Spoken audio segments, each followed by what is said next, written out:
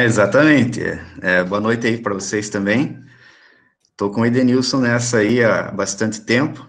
Devo bastante, inclusive, a ele. Os principais e primeiros livros que eu li na vida foram por indicação dele. Sempre brinco, né, que lá naquela linha de heterônimos do Fernando Pessoa, ele é o Alberto Caeiro, é o nosso mestre aqui, é o mestre dos heterônimos. Então, assim, uma satisfação para mim falar com vocês hoje, sobretudo estar ao lado do Edenilson aí, que é um irmão que eu escolhi aí para minha vida. Na verdade, a nossa amizade, né, Diego, foi fundada na literatura, né? A primeira vez que eu puxei papo com o Diego estava lendo um livro do Júlio Verne e eu fui perguntar para ele o que ele estava lendo. Isso já há 18 anos, gente, né? Faz muito tempo, né? Foi aí que começou a nossa amizade. É bem bacana. Como o professor Diego falou, né, além de colegas de profissão, né, nós somos também praticamente irmãos aí, né? A gente é amigo há muito tempo. Pessoal, e nós escolhemos esse tema, né, pensando justamente na formação de vocês, além de ser um tema que nós gostamos bastante, né? Tanto eu quanto o professor Diego estudamos bastante esse assunto, né? Só que é um assunto que geralmente é visto como uma coisa chata pela maioria das pessoas, até por alunos, eventualmente, né?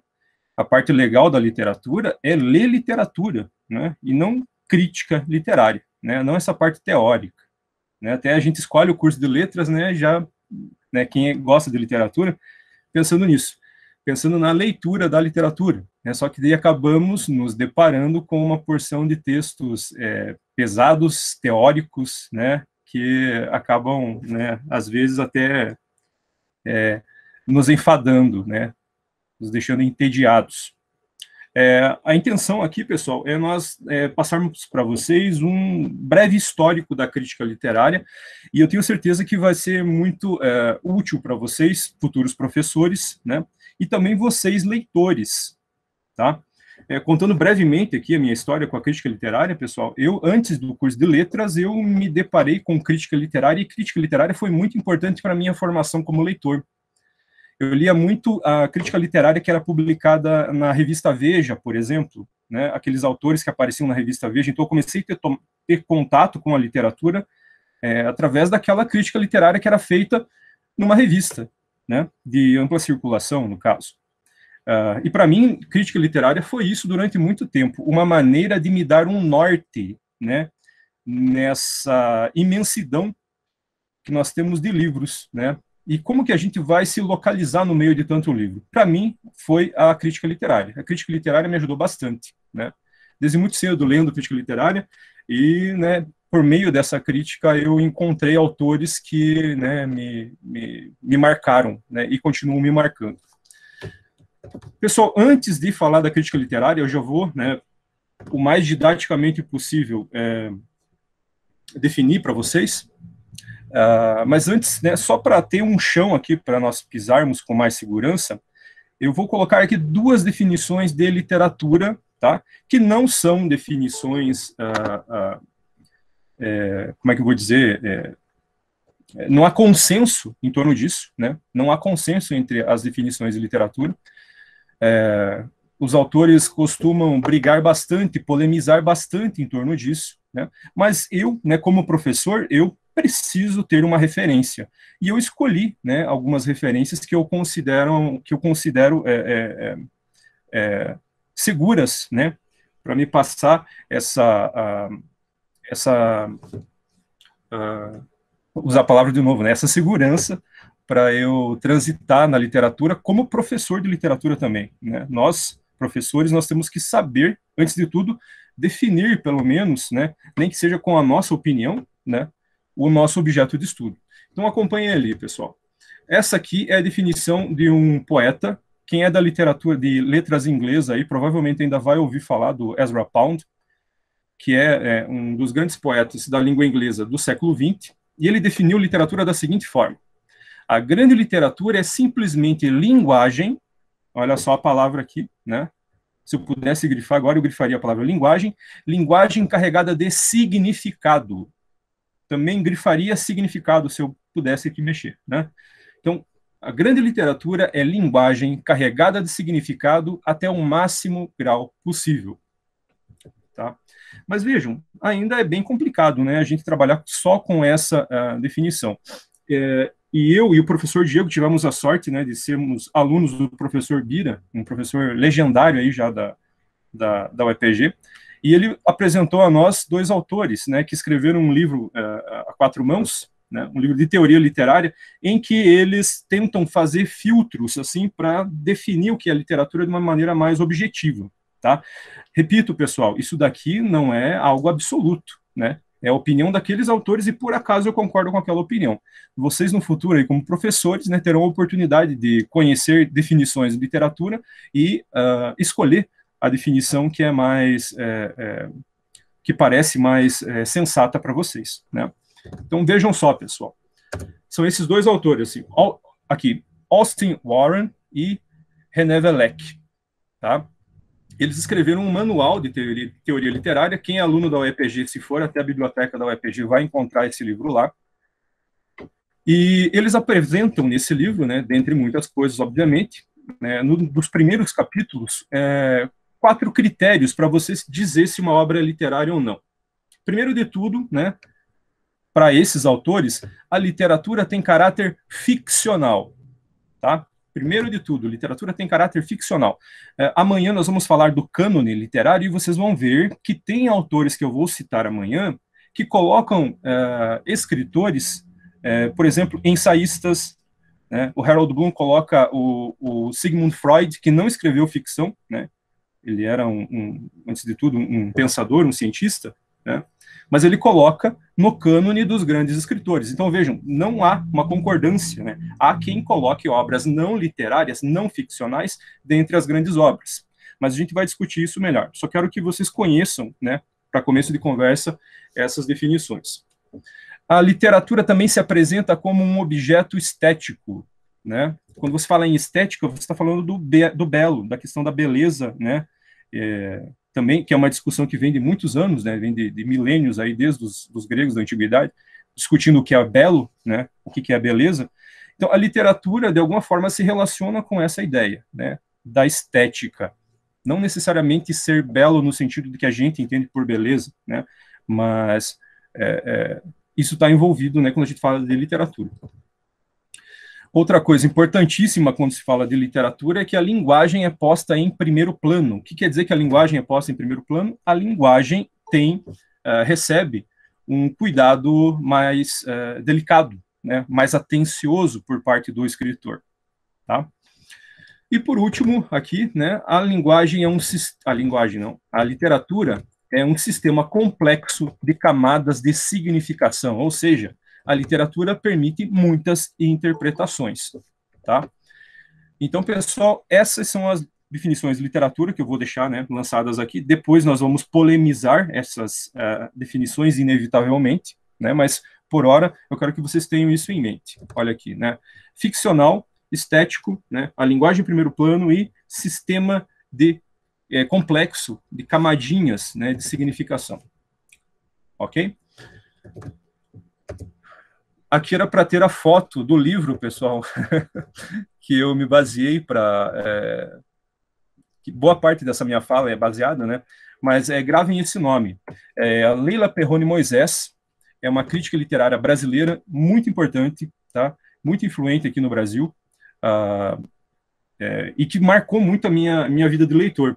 Eu, com 19 anos, eu comprei o livro dela chamado Inútil Poesia, que é um livro só de crítica literária.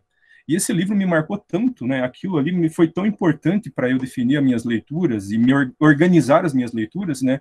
Que eu não conheço a Leila Perrone, mas eu sou muito grato a ela pelo bem que ela me fez indiretamente. Tá? O nome do livro, pessoal, é Altas Literaturas. Vou digitar aqui para vocês. Também tem um exemplar na UEPG, quem é aluno da UEPG. Altas Literaturas. Ela critica, discute nesse livro, pessoal, a questão do cânone literário, mas da perspectiva dos escritores. Tá? É muito interessante esse livro por causa disso.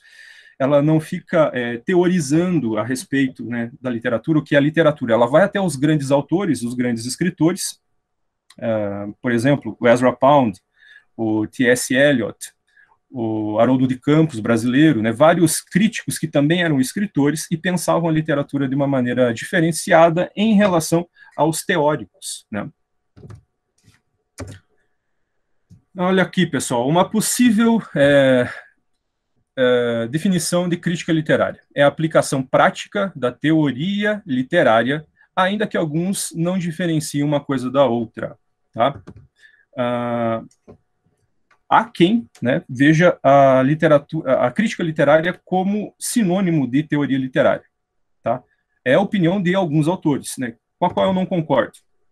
Né? Discutiremos isso também um pouco mais à frente. A crítica literária, pessoal, está basicamente preocupada com, ou estava, né, durante muito tempo, preocupada com o julgamento das obras literárias. Basicamente isso, gente. Falar se a obra literária é boa ou se a obra literária não é boa. E com isso, ajudar os leitores. Né? Eu coloquei ali uma citação em latim, quem é meu aluno com certeza lembra que eu colocava isso nas primeiras aulas já de teoria literária. Né? Ars longa vita brevis.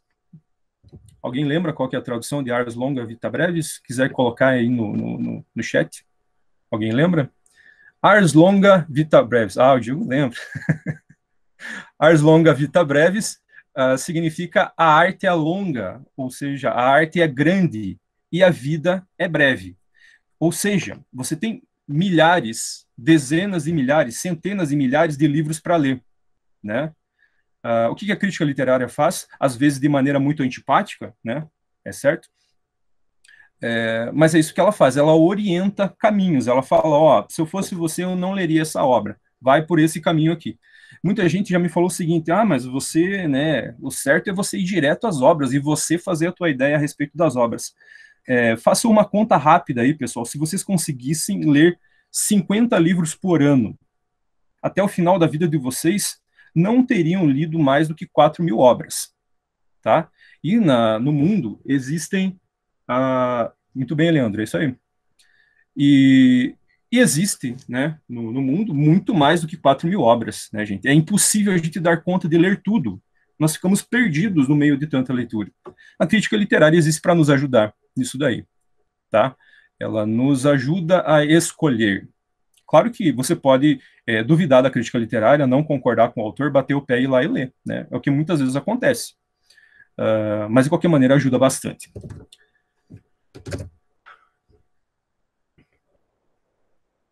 Era para estar maior isso daqui. Pessoal, eu trouxe alguns exemplos de críticas literárias aqui, bem curtinhas, para ler com vocês. E ficou muito pequeno, peço desculpas. No outro computador não tinha ficado tão pequeno assim. Pessoal, olha um exemplo de crítica literária na revista Veja. Tá? A revista Veja, né, eu fui muito tempo assinante da revista Veja, mas pela questão da parte que tratava de cultura ali, que eu achava muito interessante o que os críticos diziam. Será que tem como dar zoom, Isabel? Não sei, acho que está muito pequeno aqui. No caso, quem está assistindo, desculpa, Éder, no caso, quem está assistindo consegue dar zoom. Maravilha. Então tentem aí, pessoal. Um trechinho de uma crítica sobre um escritor bastante conhecido, é o único prêmio Nobel da língua portuguesa até hoje, o José Saramago.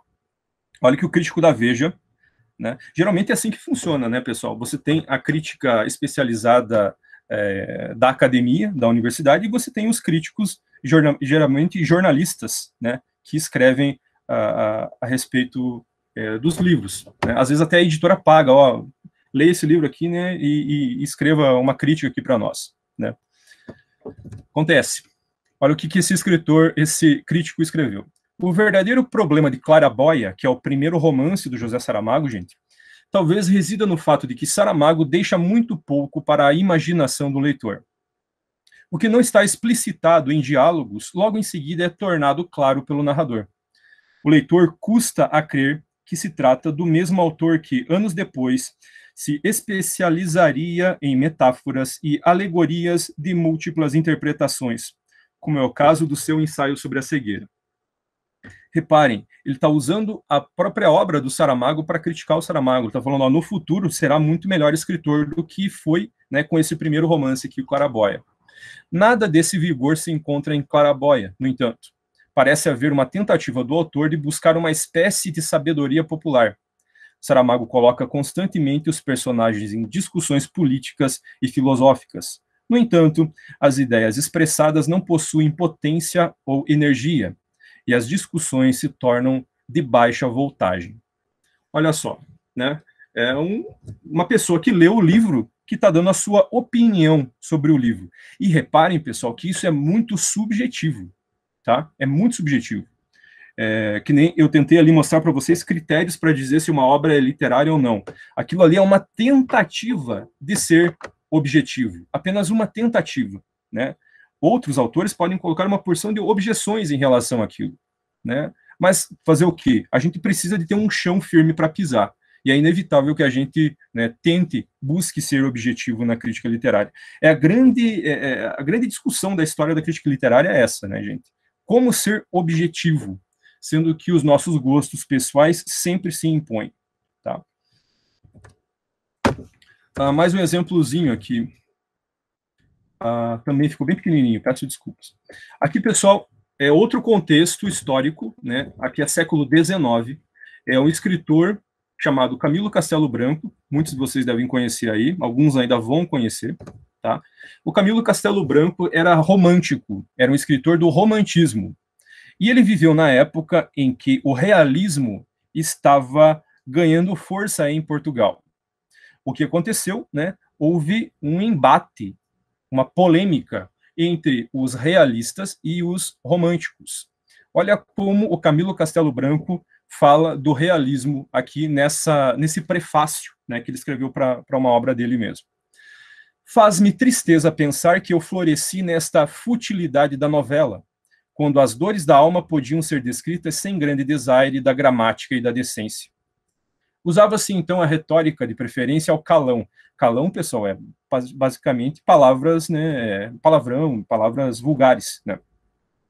O escritor antepunha a frequência de Quintiliano à do colete encarnado. Quintiliano, vocês vão ver, né, quando eu falar do cânone, é um dos autores do cânone literário do passado, considerado um dos grandes escritores da antiguidade.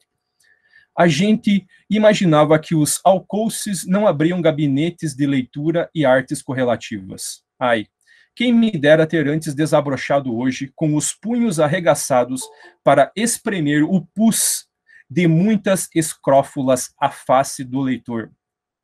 Naquele templo aflorava-se a pástula. Agora a carne com varejeira, né, gente? Pendura-se na escápula e vende-se bem, porque muita gente não gosta de se narcisar num espelho tão fiel. Nós temos aqui uma linguagem, né, do século XIX, mas vocês devem ter percebido, né, que diferente da crítica literária da revista Veja, o Camilo Castelo Branco é extremamente violento nessa crítica. Vocês devem ter percebido, ele falou que os escritores realistas são ruins, porque eles falam tudo na lata. Como que ele diz isso? Que os escritores realistas arregaçam as mangas e espremem o pus das feridas na cara do leitor. Né, quem estudou o realismo aqui sabe que o realismo, né, tinha por intenção essa narrativa bastante objetiva, né, e sem rodeios. Então, o Camilo Castelo Branco está criticando com os critérios que ele tem do romantismo. O romantismo não permitia aquelas grosserias, né, ou, conforme ele chama, aquelas obscenidades ali, né? E ele faz essa crítica, né, que na época ficou muito famosa, né, porque ele foi, se vocês lerem inteiro esse prefácio, ele é extremamente violento, né, com relação ao realismo, né. Agora vejam o tom dessa outra crítica aqui, pessoal. Agora é um escritor do século XX, um dos meus escritores preferidos, né, que escreveu sobre outro escritor que eu gosto bastante, né, o professor Diego também gosta bastante, o Borges, Jorge Luiz Borges, escritor argentino, falando sobre o Chesterton, que é um escritor da literatura inglesa. Olha lá, a obra de Chesterton é vastíssima e não encerra uma só página que não ofereça uma felicidade. Olha a palavra que ele usa, gente, felicidade. Recordarei quase ao azar, né, quase por acaso, dos livros Um de 1912, chamado A Balada do Cavalo Branco, que nobremente salva a épica, né, tão esquecida nesse século. Outro de 1925, O Homem, Man the Everlasting, história estranha, universal, que prescinde de datas e que quase não há nomes próprios e que expressa a trágica, isso aqui é um grifo meu, expressa a trágica formosura do destino do homem sobre a Terra. Reparem como a crítica do Borges, gente, já é muito mais leve, tá? Ele fala em felicidade para descrever o sentimento que ele tem diante de uma obra literária. Reparem a diferença, né? Como a subjetividade dos críticos influencia bastante na maneira deles tratarem a literatura. Aqui você vê um Borges apaixonado por literatura e apaixonado por essas obras do Chesterton, né? E ele deixa isso muito claro pelo vocabulário que ele usa, né? E aqui, pessoal, é uma brincadeirinha da Leila Perrone Moisés, né? O professor Diego vai citar depois, né, trechos de críticos acadêmicos, mas a Leila Perrone Moisés, num livro chamado Inútil Poesia, esse daqui, eu comprei quando eu nem estava no curso de letras ainda. Muito importante esse livro para mim. No Inútil Poesia, ela traz uma seção chamada Pastiches Críticos, né? Ela debocha de estilos da crítica, pessoal. Debocha estilo da crítica feminista, da crítica marxista, das várias correntes críticas da academia, né? Ela faz um textozinho debochando por meio da análise da primeira frase do romance Ateneu, do Raul Pompeia. Olha como é que ela faz aqui. Crítica semiótica. A relação pai-filho Ateneu é uma relação triádica de desempenho. O Ateneu é um objeto transformado pelo pai em sim-signo, provido de inúmeros qualissignos. A fala do pai funciona como interpretante na relação do filho com o Ateneu. O livro O Ateneu contém numerosos hipoícones, isto é, imagens com qualidades de primariedades. Os signos iniciais do romance não são, entretanto, icônicos, mas simbólicos. A primeira sentença é, assim, primeira como sentença e como representamen. Ao mostrar ao filho a porta do liceu, o pai utiliza um indicador que pretende colocá-lo em conexão real com o objeto. Entretanto, Ateneu, nome próprio, é apenas um hiposseme não indicador. Nada garante, portanto, que o filho tenha decodificado corretamente o signo Ateneu e muito menos o indicador seletivo universal mundo. Aliás, do que é mesmo que estávamos falando? Reparem, ela debochou aqui, eu já usei isso aqui em questão de prova até dos meus alunos, acho que o Demerson lembrou disso daí, né, Demerson? Juliana deve ter lembrado também. Eu usei em questão de prova dos meus alunos isso daí, porque ela é irônica, gente, ela está sendo irônica. Ela é da academia, ela é da universidade. E ela está debochando da crítica que é feita nas universidades, né? No caso aqui, eu peguei o exemplo da crítica semiótica, quase incompreensível, né? E na intenção dela era realmente debochar disso daí. Então, eu quis com isso mostrar 4 exemplos de críticas, pessoal, tá? Essa última, crítica acadêmica, né, e o deboche, né, a ironia feita com a crítica acadêmica, a crítica de jornal, né, que foi muito importante no Brasil, principalmente no início do século XX, as críticas de rodapé que saíam em jornais mesmo, né? Eram críticas longas, publicadas geralmente no rodapé do jornal. Eu mostrei também a crítica mais agressiva, né, feita pelo Camilo Castelo Branco, que sempre foi um polemista, e mostrei para vocês também a crítica do Jorge Luiz Borges, que tem um tom mais ameno, né, e fofo, até eu diria, né, ele usa, nas críticas dele, ele usa muito a palavra felicidade, gente, tá? A literatura para o Borges é sinônimo de felicidade, e é isso, né, que ele procurava em todos os escritores, era o critério que ele buscava nos escritores. Já para o Camilo Castelo Branco, o critério era outro, vejam só, era não falar palavrão, né, era não apresentar cenas chocantes, né, ofender o decoro, né. Reparem como isso muda e como isso é subjetivo e como é difícil para nós, professores, né, pisarmos nesse terreno que é tão instável, né. A gente está sempre sofrendo com isso, tentando ser objetivo, né, quando geralmente na arte é a subjetividade que prevalece. né? Vamos desistir disso? Acho que não, temos que, né, continuar tentando aí buscar um meio termo entre a subjetividade e a objetividade. Olha lá, pessoal, chegamos nessa questão. Se a crítica literária julga as obras, que valores devem presidir esse julgamento? Né? Mostrei ali para vocês os valores que presidem o julgamento do Jorge Luiz Borges e os valores que presidem o julgamento do Camilo Castelo Branco. Né? São bem diferentes. Né? São de tempos diferentes, de pessoas diferentes, visões diferentes de literatura e de sociedade e de ser humano e de filosofia e tudo mais. Né? O que aconteceu, então, recentemente, pessoal? Né? Vocês que terão que fazer TCC aí no futuro, vocês verão que, né, se vocês escolherem TCC de literatura, vocês vão fazer crítica literária sem criticar necessariamente, né? Sem dizer se uma obra é boa ou não. Né? Geralmente as pessoas, hoje em dia, nos artigos acadêmicos, se abstêm de falar se uma obra é boa ou não. O que a pessoa faz? A pessoa analisa a obra, mostra a mecânica da obra, o que está por dentro, né, da estrutura, da arquitetura da obra, mas ela não se posiciona. Né? Ela não diz se aquela obra é boa ou não. Tá? A crítica acadêmica hoje em dia é basicamente assim.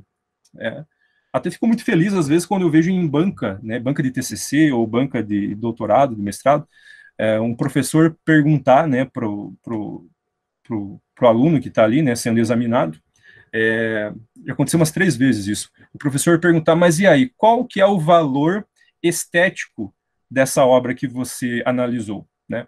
Fazendo uma pergunta básica, né? Essa obra, esteticamente, é legal ou esteticamente não é tão boa? Né? Aconteceu isso quando um amigo meu analisou uma obra de ficção científica, né, no mestrado, e na banca uma das professoras perguntou isso. Eu fiquei feliz, né? Achei bacana. É uma coisa que não se vê tanto na universidade, mas a gente vê que em alguns lugares isso ainda sobrevive. Tá? Pessoal, agora nós chegamos, né, aqui numa breve historinha, um grande resumão, gente, né, da crítica literária ao longo do tempo. A crítica literária organizada, né, como quase uma ciência, é muito recente, é do século XIX. Tá? Mas muito antes disso, as pessoas já se preocuparam em pensar a literatura, refletir sobre a literatura, né, e tentar estabelecer critérios para dizer o que é literatura e o que torna uma obra boa literatura ou não tão boa literatura, ou má literatura. Tá? Aqui, pessoal, né, eu cito meio que até aleatoriamente, né, alguns autores, né, o professor Diego já vai falar mais especificamente de um desses autores aqui, mas só para vocês conhecerem e verem como essa preocupação é antiga e não só, né, na nossa civilização, na civilização ocidental, mas em outros lugares também. Reparem aqui, nós temos um cara chamado Bharata Muni, na Índia, tá? Mais ou menos 200 anos antes de Cristo, que pensou a respeito da literatura, tá? A respeito da versificação, como fazer versos, né? Então, isso daí já é um prelúncio, né, da crítica literária e da teoria literária também. Né? Eu coloquei aqui também o Platão. Né? O Platão, o grande cara aqui, né, pessoal, vocês já sabem, já ouviram falar provavelmente, é o Aristóteles. Né? Ele que é o grande organizador e primeiro sistematizador do assunto. Mas o Platão já abordou isso daí. O Platão, né, ele tinha opiniões que hoje são consideradas bastante polêmicas, né, em relação à literatura. Por exemplo, na obra República, ele considera que algumas obras são ruins, né, alguns trechos da Ilíada e da Odisseia deveriam ser censurados, né, ele escreve isso, né, literalmente, deveriam ser cortados, porque aquelas obras poderiam corromper a sociedade que ele estava imaginando. Tá? Então, Platão tinha uma posição bastante radical já naquela época. Né? Hoje em dia, quando a gente vê alguns pais aí reclamando de livros que foram indicados para os filhos, considerando que aqueles livros não seriam muito apropriados às crianças, né? Na verdade, o Platão já fazia isso muito tempo atrás, a ideia de que livros podem corromper. Tá? Então, ele falava até em banir os poetas da república ideal que ele, né, pretendia, que ele pensou a respeito, né, e tinha a intenção até de pôr aquilo em prática.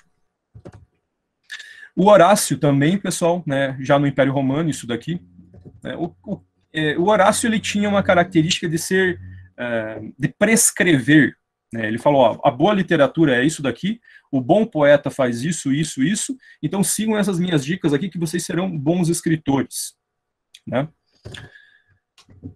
E nessa época, né, pessoal, basicamente, um dos grandes critérios era a correção gramatical. O cara que respeitava, né, essa boa escrita, por isso que daí a literatura, né, era mais elitizada. Essa literatura popular, essa literatura mais da praça pública mesmo, né, que se desenvolveu muito nessa época, né, o Diego vai falar do Bakhtin ainda, o Bakhtin aborda isso, essa literatura do povão, né, não era considerada literatura por não ter uma linguagem elevada, né. Então, a correção gramatical era quase que sinônimo, muitas vezes, do bom escritor. Vou compartilhar com vocês outro slide aqui, ou você compartilha daí, professor Diego? Você quer falar agora do Aristóteles, professor Diego, ou sigo o barco aqui? Não, posso falar? Posso falar. Mas quer que eu mesmo compartilhe, eu acho que daí eu vou trocando na medida que eu vou falando. Maravilha, pode ser? Então, beleza. Então, boa noite para quem eu não falei ainda, pessoal. Dizer aqui da minha satisfação, tá? De falar aqui para vocês, né? Ver aqui alguns alunos, ex-alunos, alunas, o pessoal da Secal também, que sempre me recebe muito bem. Gostaria de registrar aqui meu agradecimento, né? Ao convite do professor Edenilson. A Josiane também sempre é muito querido, fica aqui o meu registro, né, essa fala está sendo gravada, espero que ela veja em algum momento. Professor Edenilson, está ok aí o slide? Está aparecendo. Tá ok para vocês, pessoal? Acho que tá ok, né? Para mim tá tranquilo aqui. Que vocês sabem, né, quando a gente está compartilhando, a gente perde o contato visual, né, então eu já não estou vendo vocês mais. Então, pessoal, eu preparei uma fala aqui em cima do que o professor Edenilson havia imaginado, né, de fazer esse rastreamento da crítica literária. Tudo que ele disse já constrói para nós um campo fértil a partir do qual a gente pode pensar mais especificamente a respeito de alguns autores. Eu começo aqui falando a respeito do Aristóteles, que é, de fato, onde o professor falou a respeito do Platão. De fato, o Platão é o primeiro grande cara que cita a literatura, e cita de modo despectivo, né, ele coloca para fora da república dele os poetas, pelas razões que o professor comentou, e o seu discípulo, o Aristóteles, esse parece que jogava no nosso time, né, ele foi muito mais condescendente, não só isso, ele foi muito mais generoso com a literatura do que o seu mestre, e até hoje a grande referência inicial para nós é a Poética de Aristóteles, né, um livrinho muito curto, de 30 páginas, talvez, às vezes traduzido como arte poética também, e que para quem vai trabalhar com literatura, né, eu considero que para todo mundo do curso de letras, mas especialmente para aqueles que pretendem trabalhar com literatura, é uma leitura obrigatória, assim, para o resto da vida, né?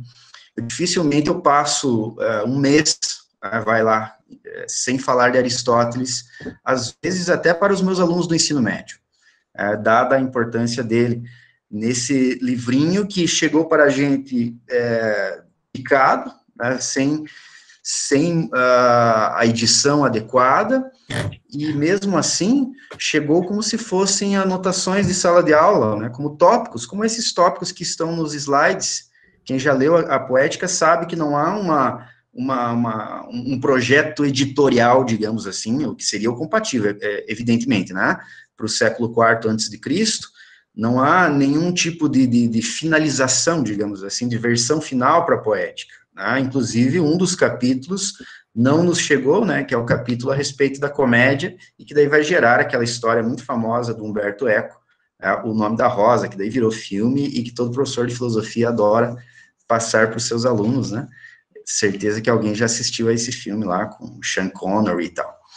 Então, eu começo falando aqui um pouquinho a respeito de Aristóteles, pessoal, concordando com o professor Edenilson em tudo que ele já disse, é evidente, né?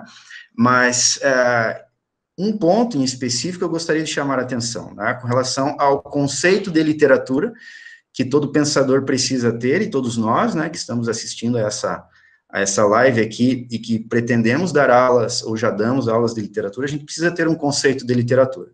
Porque este conceito de literatura afeta o modo como você ensina a literatura, uma vez que o que você considera que é literário vai aparecer enfatizado ou ressaltado no ensino, né, no modo como você apresenta para os seus alunos. Por outro lado, na crítica literária, como bem disse o professor Edenilson, à medida que você considera que literatura é X, a má literatura estará abaixo de X, né, e a boa literatura contempla plenamente aquele seu conceito. Aristóteles, como era um pensador, assim, não dos menores, né, há um filósofo contemporâneo, não, né, do século passado, que vai dizer que toda a filosofia posterior a Platão e Aristóteles é somente uma nota de rodapé àquilo que eles já disseram, né? Então, a gente está falando, assim, de um monstro da humanidade. E se ele olha para a literatura, para o texto poético, para aquilo que ele chama de poética, né, da poiesis, que é o fazer, né, é porque ele entende que há alguma razão para além daquilo que normalmente as pessoas, especialmente as pessoas de fora do curso de letras, pensam que serve a literatura. Normalmente pensam que a literatura é algo como entretenimento, né, para passar o tempo de modo meio inteligentão, assim, né, aquela coisa, né, levando livro e tal. Se fosse só isso, Aristóteles, cá entre nós, né, não perderia o seu tempo. Então, eu gostaria de, nessa fala inicial, aqui, nesse histórico, né, da crítica literária ocidental proposto pelo professor Edenilson, eu gostaria de chamar a atenção a esses pontos aqui relativos a Aristóteles, o conceito de literatura que ele tem, o modo como ele critica, então, os autores que havia até aquele momento, e também a finalidade da literatura, né? Então, como a Poética é um livro suficientemente complexo para nos ocupar durante várias vidas, né, a minha vida e mais de outras pessoas que vierem depois de mim, ainda, eu me restringo somente a esses pontos, né, para depois a gente dar o encaminhamento para essa noite de segunda-feira, agora sem chuva, né? A Poética, então, é o primeiro livro de teoria literária do Ocidente, né? Isso significa que a gente tem, então, uma primeira sistematização, o professor disse lá, a primeira organização é exatamente isso, né? Aristóteles onde ele coloca a mão, ele funda uma ciência, né? E a teoria literária, enquanto ciência da literatura, é justamente isso, né? Uma base contemplativa. A palavra teoria significa contemplação no grego, né? Então, por meio da teoria literária, nós conseguimos contemplar essa coisa que até agora nós não conceituamos, né, para Aristóteles, e a partir dessa contemplação nós conseguimos dar um juízo, né? O professor disse ali na primeira parte, a relação entre crítica e teoria, que algumas pessoas não veem distinção entre crítica e teoria literária. O Antoine Compagnon, num livro que na nossa época de graduação, né, Edenilson, era o livro da modinha, que é o Demônio da Teoria, nesse livro ele faz a seguinte distinção que eu acho muito funcional. Ele diz assim, a teoria literária vai dizer que A deriva de B, né, ou o contrário. Por outro lado, a crítica literária vai dizer que A é melhor ou pior do que B. Tá? Então, lembrando sempre disso, não que seja só isso, tá? Mas é um esqueminha básico a partir do qual se consegue complexificar. A crítica literária atribui valor e a teoria vai apresentar algum tipo de estudo a partir da estrutura, algum tipo de contemplação, tá?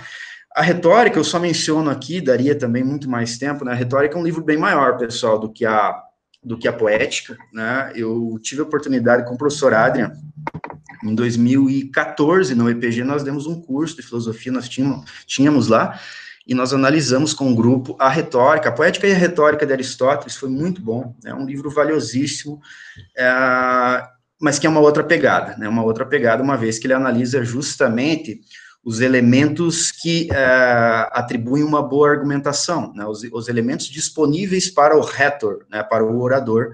É um livro fantástico, você tem muita psicologia lá, você tem muita política lá, porque ele está analisando a linguagem humana e os modos de convencimento, né? Então, é de fato, assim, um estudo da natureza humana, se você quiser, é formidável. A retórica de Aristóteles fica recomendadíssimo aqui para todos nós, né?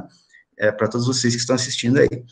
Diz, então, ali, digo eu, né, é o segundo tópico aqui, a retórica é um tratado minucioso e exaustivo estudo sobre o discurso persuasivo, sobre os modos de convencimento por meio do discurso e tudo o que permeia o ato comunicativo.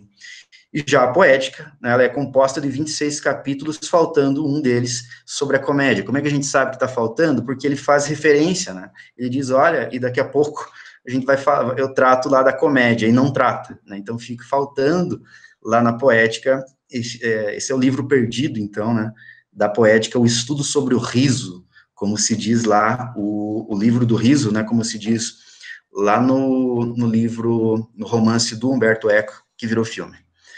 Trata-se de uma obra que descreve, faltou obra aqui, né, que descreve e prescreve o que é literatura. Ou seja, ela é teórica e crítica ao mesmo tempo.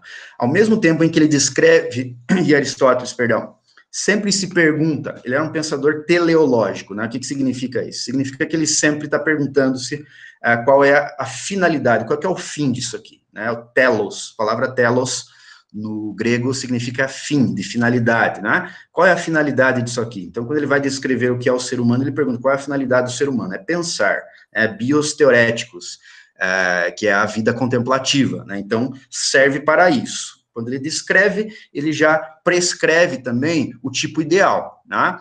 Ao dizer o que é literatura, ele vai dizer qual é a finalidade dela.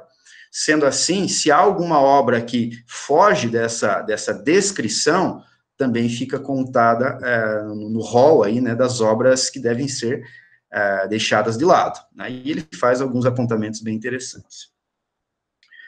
Professor Edenilson, qualquer apontamento seu ou dos participantes aí, fique à vontade para me interromper, tá? Ou alguma pergunta que eventualmente surja aí, você pode me interromper sem problema algum, ok? Ok? Beleza, segue o barco aí, tá maravilhoso. Beleza. Dois conceitozinhos aqui, pessoal, conceitozinhos, muitas aspas, tá? No diminutivo aqui. Pois eles nos vêm aqui demandando bibliotecas e bibliotecas já há mais de 2000 anos, né? Conceito de mimesis e de verossimilhança, segundo Aristóteles, né? Então, eu começo dizendo aqui a diferenciação entre Platão e Aristóteles com relação ao primeiro conceito, né?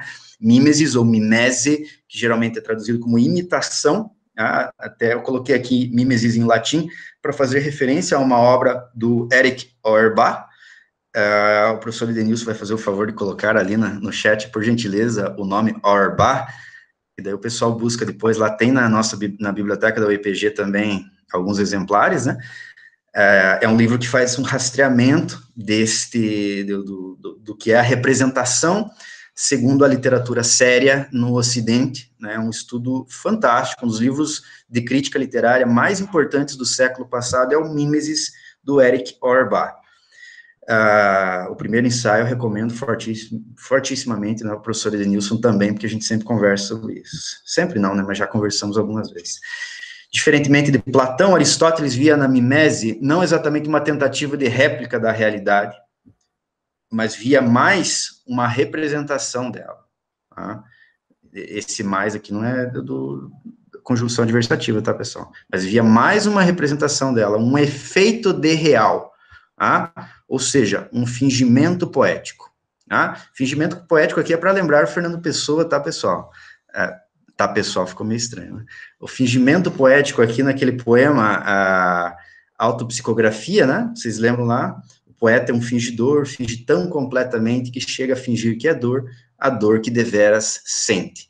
Essa ideia de um efeito de real, ou seja, de uma representação do real, e não uma réplica do real. Se for uma réplica do real, Platão coloca para fora da República Ideal, justamente porque o entendimento dele é que nós já vivemos lá num mundo que é falso, né? Num mundo lá dentro da caverna. E ele entende que o ofício do poeta é imitar as sombras lá da caverna. Poxa vida, então é mentira ao quadrado. Sendo assim, Aristóteles redime a literatura com esse conceito aqui de efeito de real, que é muito mais interessante, né, ou, como se queira, de representação. Já a verossimilhança, então, ela é a aproximação, você tem lá a verossimilhança interna ou externa, deste real em que nós estamos agora. Tá? Você pode ter uma aproximação maior ou menor nos níveis interno e externo. Então, eu detalho aqui agora. A verossimilhança interna seria, e essa é, segundo o próprio Aristóteles, a verossimilhança mais importante, porque ela precisa ser coerente dentro do seu propósito interno, uma vez que uma obra pode ser coerente dentro das suas incoerências, Então, por exemplo, se num determinado romance o narrador em primeira pessoa é um louco, esta obra tem que ser coerente dentro das incoerências que a própria narrativa apresenta. Se de uma hora para outra, esta incoerência interna do narrador, que é um louco, por exemplo, passa a ser uma coerência, isso tem que ser explicado a partir de uma razão de causa e efeito, ok? Se isso não é explicado, a obra não é coerente internamente, ou seja, ela não é verossímil internamente. Por outro lado, a verossimilhança externa, ela está mais associada justamente a essa comparação com as leis de causa e efeito, as leis naturais, por exemplo, que regem o real em que nós estamos neste momento. Se a verossimilhança externa, ela é próxima, digamos assim, deste real nosso, ela pode ser considerada, e certamente nós encontramos, nas obras dos realistas, por exemplo, né, o professor Edenilson comentou ali a briga do Camilo Castelo Branco com os realistas tentavam fazer isso, né, obras com uma verossimilhança externa muito grande, né, então você tem lá no Madame Bovary, uma famosa cena do narrador descrevendo longamente um barômetro que está atrás de uma porta, lá, se eu não me engano, numa oficininha lá do Charles Bovary, se eu não me engano. O fato é que é uma descrição famosa de um barômetro, tá? E aquele barômetro não tem finalidade alguma na narrativa em si, no romance Madame Bovary, a não ser dar esse excessivo detalhamento, que é um traço de aproximação da verossimilhança externa, né, com relação a este real nosso aqui. O que aglutina tudo isso aqui, tanto esse conceito de efeito de real quanto de verossimilhança? O pacto ficcional, aquilo que Humberto Eco chama de acordo ficcional, lá no livro chamado Os 6 Passeios pelos Bosques da Ficção, né? É o pacto ficcional que um crítico inglês britânico, não sei se não lembro agora se é inglês, provavelmente é inglês, se você lembrar, Edenilson, o Samuel Coleridge, ele era inglês ou... Inglês mesmo, né? Inglês. O Samuel Coleridge vai dizer a suspensão da descrença, né? Suspension of disbelief. A suspensão da descrença, ou seja, quando o leitor deixa deliberadamente, porque ele quer, né, arbitrariamente, ele deixa de lado alguns dos seus valores, o tom crítico mesmo, e passa a aceitar, enquanto o livro estiver aberto, ele faz esse pacto ficcional, então é quando o efeito estético ocorre. Sem isso aqui, não tem como. Você quer comentar alguma coisa, Edenilson, até agora? Não, professor, quando você encerrar, eu quero dar um exemplo dessa questão aí da verossimilhança, mas pode concluir. Maravilha. Tragédia e catarse para Aristóteles, né? Então, para Aristóteles, ele encontra uma função pedagógica na literatura que o Platão não, pelo menos pela má vontade que ele teve inicialmente, ele não conseguiu enxergar. Aristóteles percebeu que o ser humano pode aprender coisas por meio desse discurso poético. Então, se a literatura tem uma função pedagógica, alguns gêneros e obras ensinam mais. E aqui é um critério crítico, nesse sentido, objetivo, porque ele está dizendo, olha, a literatura é assim, né, e existem algumas obras que fazem isso melhor, e alguns gêneros especialmente. Né? Para Aristóteles, então, a tragédia, assim como a epopeia, né, então você tem lá os grandes tragediógrafos, né, Eurípides, Ésquilo e Sófocles, né, os 3 grandes lá da antiguidade, com uma grande referência nesse momento. E as epopeias de Homero. Esses 2 gêneros colocam personagens superiores, melhores do que nós, em ação. No caso, as tragédias, especificamente as tragédias, tendo destinos disfóricos, ou seja, finais ruins, né? Não necessariamente finais com morte, mas necessariamente finais muito ruins. O Northrop Frye, né, um grande crítico literário do século passado, lá no Anatomia da Crítica, deixa eu lembrar, tá lá, um livro azul que está lá na minha biblioteca, não sei se dá para enxergar, na Anatomia da Crítica, ele diz o seguinte, as tragédias, esse final disfórico aqui pode ser resumido da seguinte forma, é quando o personagem principal, o herói, no fim dessa história, ele é colocado para fora, ele é alijado do seu grupo social. Né? Não existe tragédia maior. Você pode ser colocado para fora do seu grupo social com a própria morte, ou você pode ser colocado para fora de modo como um exílio, como ocorre com o Édipo, né, que é considerada a tragédia mais perfeita para Aristóteles, e aí ele está fazendo crítica literária. Eu vou ler aqui, né, essa parte 74 da Poética para dar um exemplo deste juízo crítico do Aristóteles. Deixa eu só tirar aqui. Isso aqui está bem na frente. Tá. O terror e a piedade podem surgir por efeito... Opa. Desculpa, pessoal, está bem na área errada. O terror e a piedade podem surgir por efeito do espetáculo cênico, mas também podem derivar da íntima conexão dos atos, e este é o procedimento preferível e o mais digno do poeta, porque o mito, ou seja, a narrativa, deve ser composto de tal maneira que quem ouvir as coisas que vão acontecendo, ainda que nada veja, só pelos sucessos, trema e se apiade, como experimentará quem ouça contar a história de Édipo.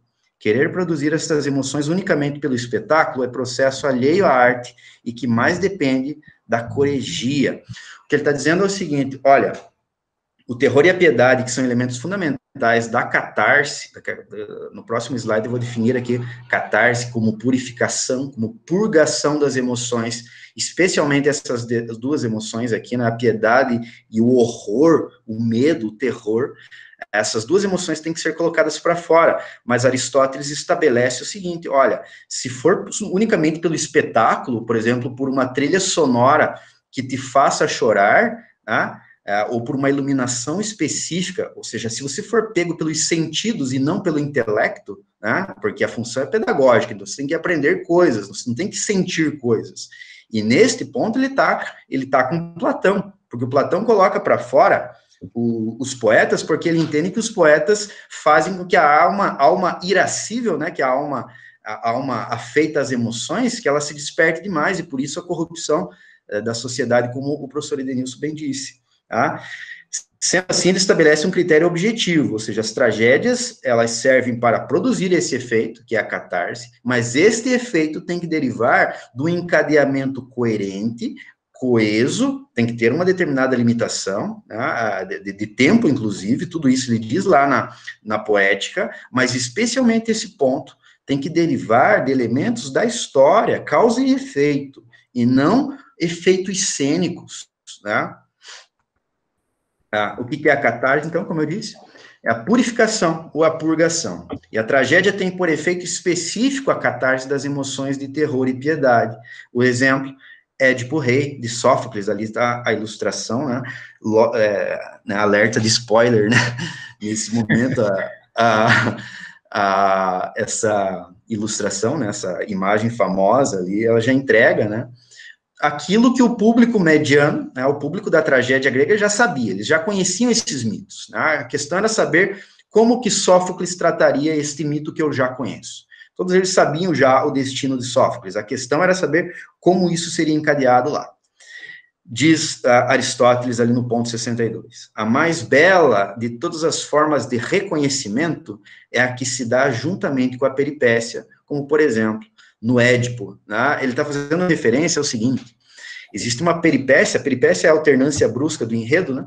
Aquilo que no cinema se chama plot twist, que é quando vem um mensageiro de Corinto dar uma notícia que supostamente é boa, mas que acaba fornecendo para o Édipo o reconhecimento, ou seja, a percepção de quem ele é efetivamente. E quem ele é, de novo, né? Alerta de spoiler, é o sujeito que matou o pai e casou-se com a mãe.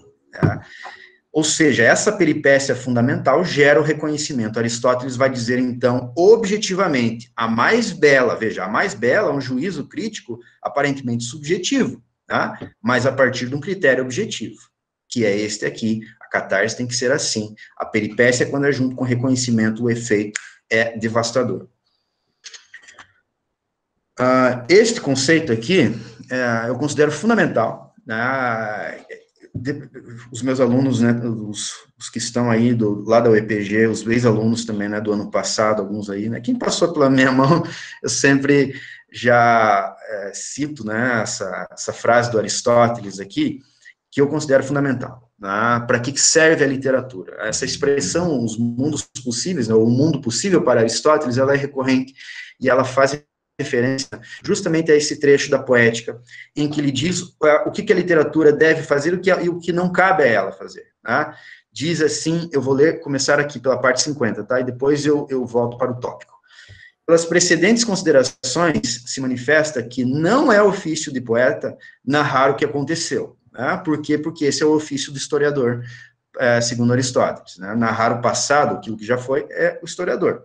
Ou seja, que a gente já tem uma primeira etapa dizendo o seguinte: não cabe ao poeta, então, esse compromisso com o factual, né? Com o mundo dos fatos, não é dele esse compromisso. Isso aqui já deixa de lado muitos juízos críticos de pessoas, né, de leigos, normalmente, né, que nos vêm lendo livros enormes, né, durante o fim de semana, e nos perguntam por que você lê essas coisas, se tudo isso aí é mundo de mentira, nada disso aconteceu, isso é baseado em fatos reais, né? Aristóteles, há 4 séculos antes de Cristo, já tinha dito, né, não é ofício do poeta narrar o que aconteceu, não é obrigação dele. É, sim, o quê? O de representar o que poderia acontecer, quer dizer, o que é possível segundo a verossimilhança e a necessidade. E aí ele continua, não me interessa somente até essa parte aqui. Né? Quando ele diz isso, né, que cabe ao poeta dizer aquilo que poderia acontecer na ordem do possível, isso significa o seguinte, né? Tudo que acontece efetivamente, né, e eu sempre convido os meus alunos, nesse caso, né, os participantes, as participantes aqui, a pensar o seguinte: quantas coisas interessantes e terríveis podem acontecer para todos nós, neste momento, ou no momento em que essa live se encerra, né? Muitas coisas, né? Muitas possibilidades, né? Desde as mais fantásticas e interessantes, às mais terríveis, tudo isso é possível. O que normalmente acontece? Uma coisa só.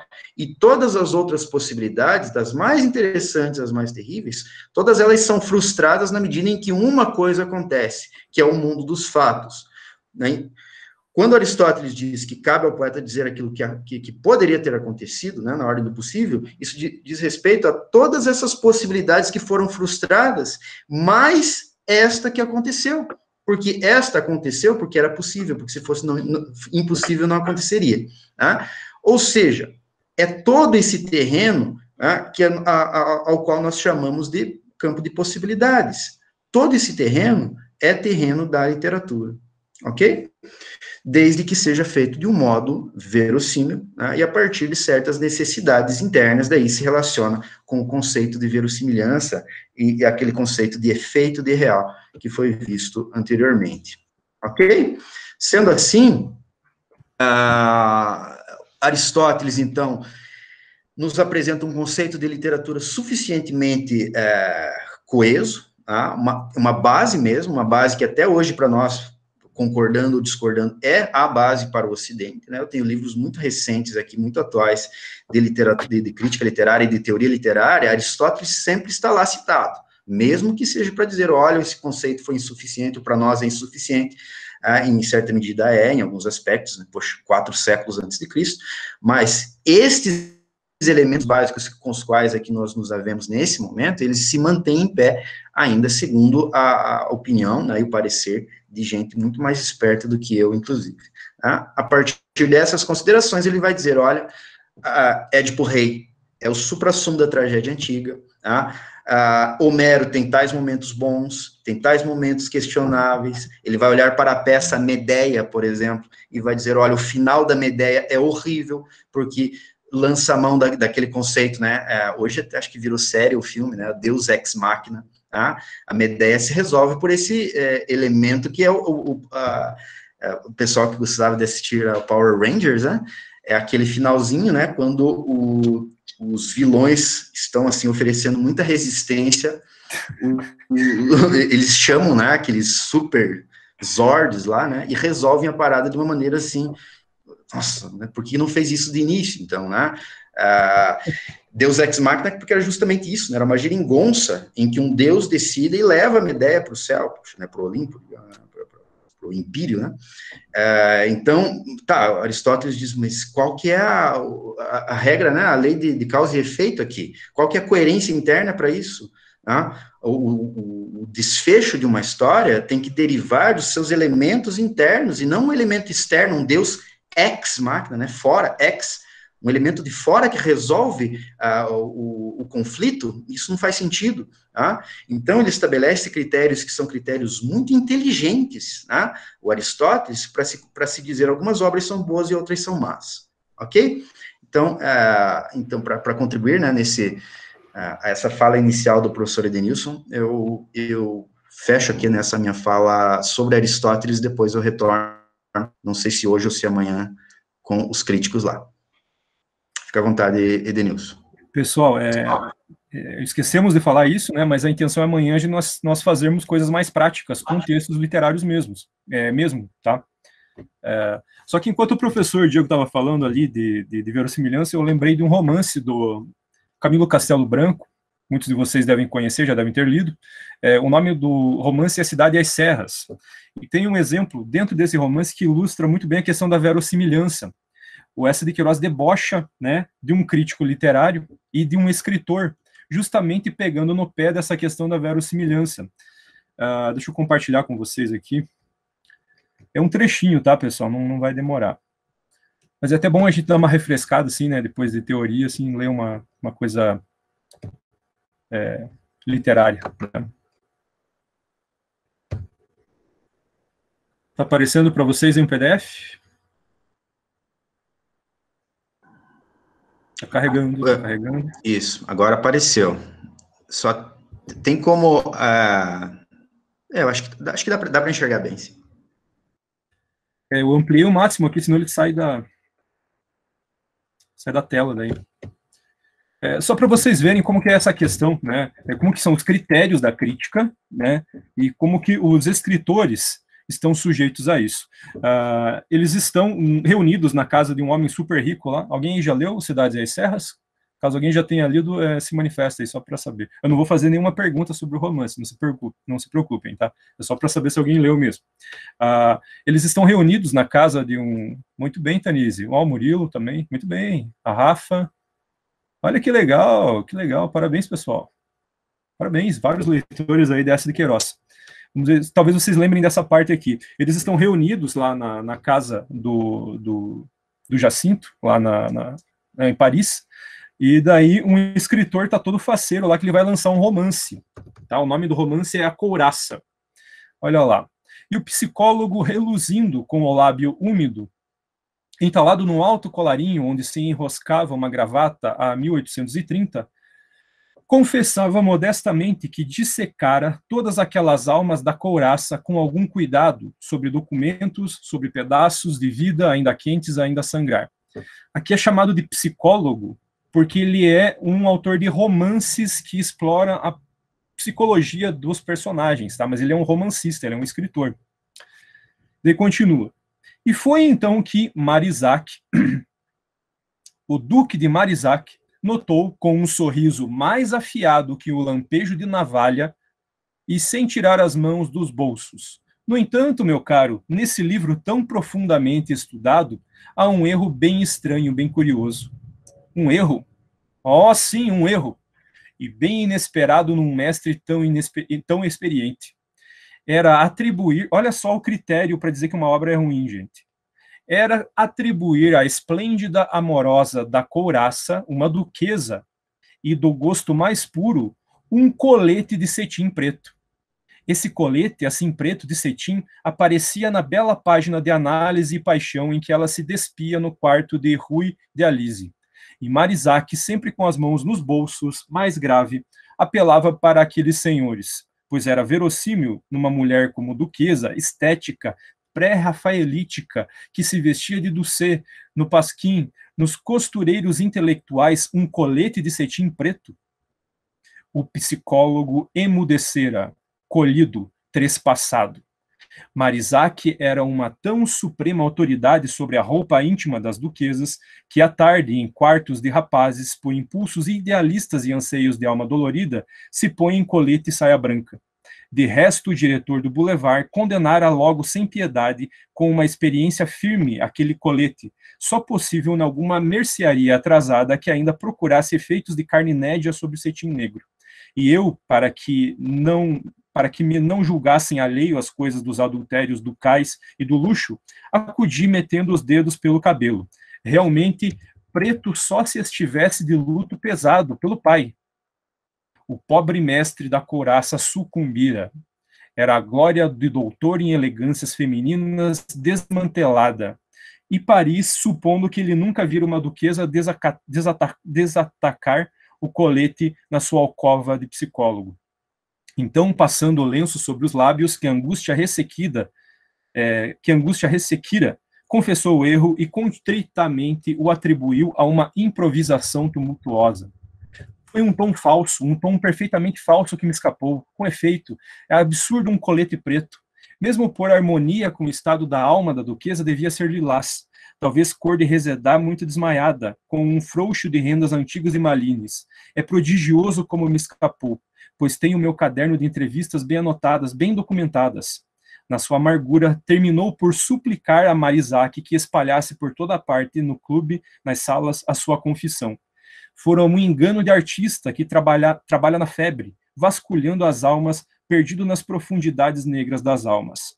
Não repararam no colete, confundiram os tons.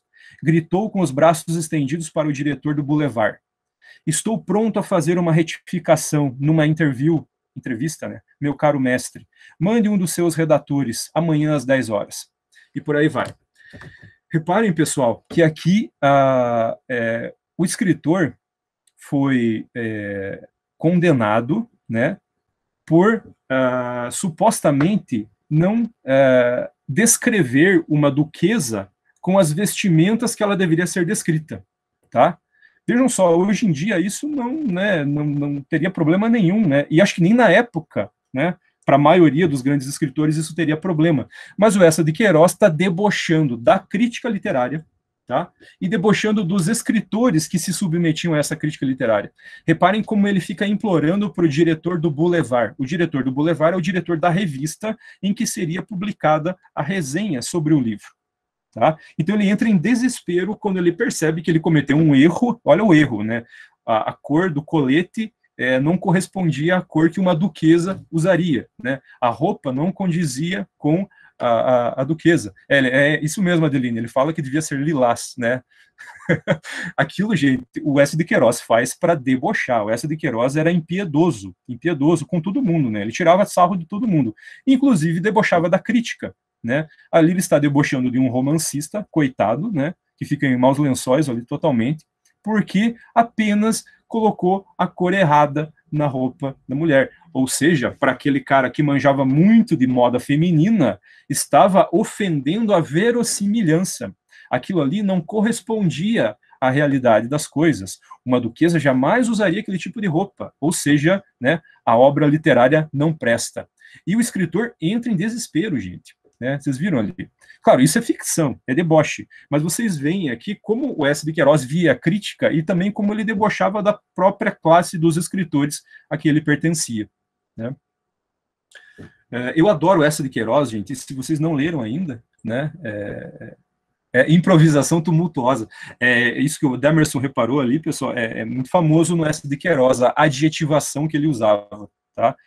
Os críticos sempre notam a questão da adjetivação. É um dos escritores que melhor soube usar adjetivos, né? É muito curioso isso, né? Reparar em adjetivo, mas enfim, né? Isso torna a escrita dele ainda mais interessante. Quer fazer alguma colocação, professor Diego?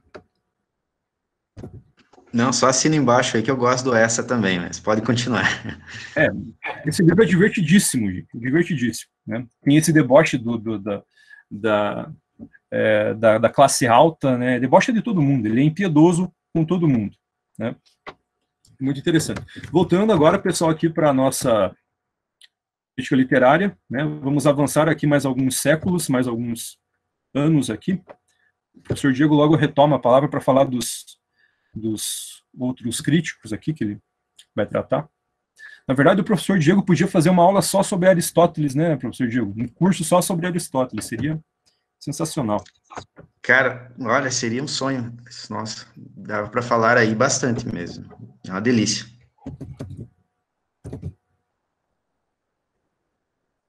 Ops.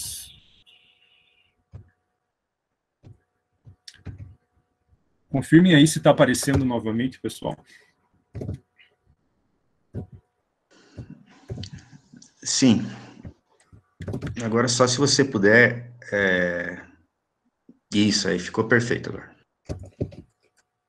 Chegamos na Idade Média, pessoal, né? Geralmente o pessoal pula a Idade Média quando é para falar né, dessas questões, tanto de filosofia, quanto de ciência, quanto de literatura, mas a Idade Média foi riquíssima, né? Riquíssima, né? Em todos os aspectos da vida cultural, inclusive na literatura e inclusive no pensamento em torno da literatura, né? Claro que estava bastante ligado à questão religiosa, aos textos sagrados, né? A Bíblia, no caso, mas esses métodos empregados na análise dos textos religiosos passaram também a ser usados na análise de textos seculares, de literatura, né, normal, profana mesmo, né? Então, na Idade Média, nós temos a hermenêutica da análise da Bíblia desenvolvida e extremamente desenvolvida, né? Há quem diga que foi por esse cara aqui, o Cassiano, no século V. Então, no finalzinho da Antiguidade, né, o Cassiano pensou um método mais eficiente, né, para fazer a análise do texto sagrado, da Bíblia. É o chamado método da quadriga. Tá? Então, segundo ele, né, ele propõe isso e é aceito, e ao longo da Idade Média inteira, praticamente, é assim que a Bíblia é usada, né? Você tem 4 maneiras de ler a Bíblia, 4 níveis de leitura da Bíblia, né? Você tem o sentido histórico, né, que é o literal, aquilo que está falando mais diretamente a você, né? Tem o sentido alegórico, que é um nível mais profundo, tem o sentido moral, de um ensinamento moral que está sendo proposto ali, e o sentido anagógico, tá? Isso tem a ver também, no início, né, pelo menos da hermenêutica, que tinha a ver com a questão da escatologia, né, do futuro, né, do retorno de Cristo e tudo mais. Isso influencia, né, a análise da literatura secular. O Dante vai usar muito disso daí. Você quer falar a respeito disso daqui, professor Diego? O professor Diego também é um grande estudioso, além do grande estudioso da literatura, é um estudioso da Bíblia, né, professor Diego? Opa, obrigado pelo grande aí. Eu tento. Mas eu só gostaria de dizer isso mesmo que você falou com relação ao Dante, né? A leitura da Divina Comédia mesmo, ela se presta a essa leitura em 4 camadas, né? Sem as quais, se você não ler a Divina Comédia a partir dessas 4 camadas, você não entende bolhufas, né? Mesmo, hoje a gente vê que essas 4 leituras, elas são até insuficientes, porque há mais camadas que foram descobertas posteriormente, né? A Divina Comédia tem algumas leituras do fim do século XIX e no século passado também, que tem incluído o Dante num tipo de grupo de escritores esotéricos, né? A Ana Cecília está perguntando se essas gravações vão ficar disponíveis, né? A ideia... Já respondo ela aqui no chat. Beleza. Então, com relação ao Dante, é isso, né? Essas 4 leituras, elas são obrigatórias inicialmente para se compreender no básico. Por outro lado, há outras ainda.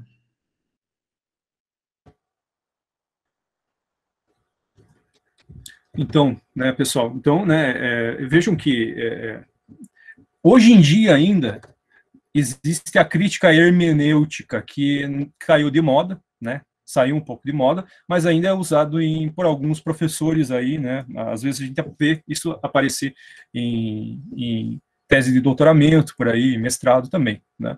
Há ainda quem use a hermenêutica, não claro que essa hermenêutica que eu acabei de citar, né, que o professor Diego comentou também, mas existe, né, um método de análise literária chamado hermenêutica, e a raiz dele está nesse método de análise bíblica aí, né, do texto sagrado. Olha o que eu fiz aqui.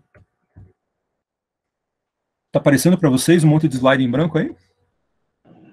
Sim, estão em branco. Nossa, o que eu fiz? Eu já vou dar F5 de novo aqui, só deixa eu achar.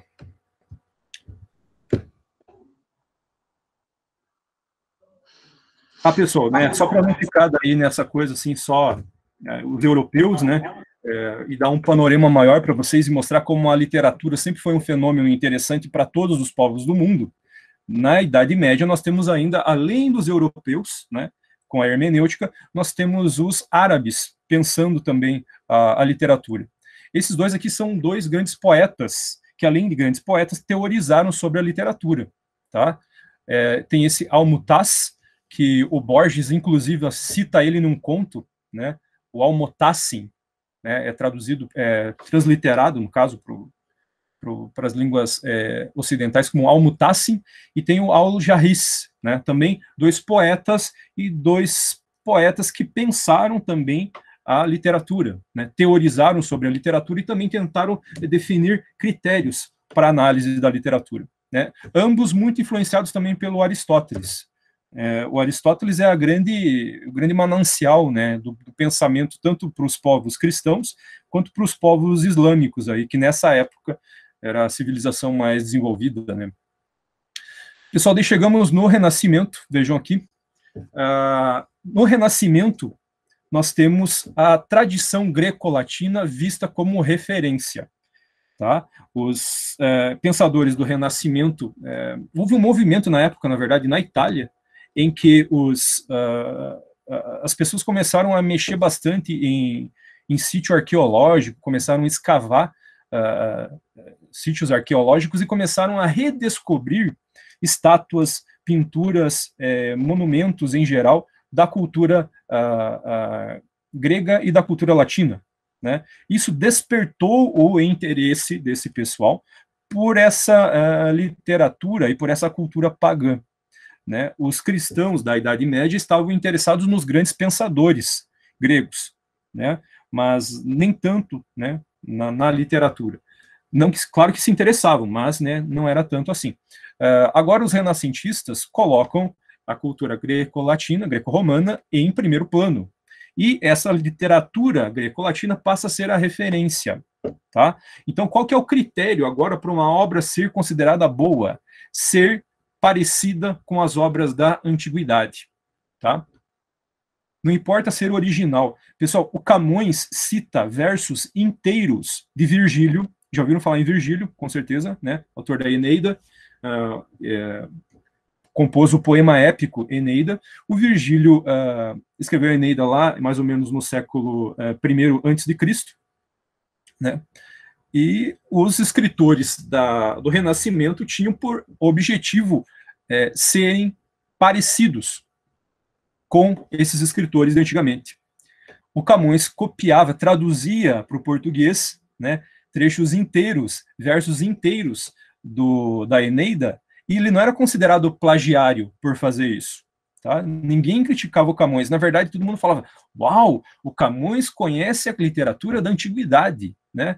Que escritor legal. E olha como ele faz parecido com os escritores da antiguidade. Né? Não que fosse tudo cópia, gente. Não me entendam mal. Tá? Não me entendam mal. Mas a referência era o passado, e quanto mais você se aproximasse daquele passado, melhor escritor você era considerado. Claro que o Camões é muito mais do que isso. Né? Camões é absolutamente genial, né? Mas na época os escritores tinham como critério você se assemelhar aos escritores da antiguidade, né? Posso dar um exemplo, Edenilson? Claro, professor, vai lá. O primeiro verso dos Lusíadas, né? As armas e os barões assinalados, né? É o primeiro verso, praticamente uma tradução literal do primeiro verso da Eneida, né? Que em latim lá fica arma virumque cano, né? As armas e o varão eu canto. A diferença é que a Eneida trata do Enéas, né? Então, por isso que é o varão, é um homem, né? É um barão.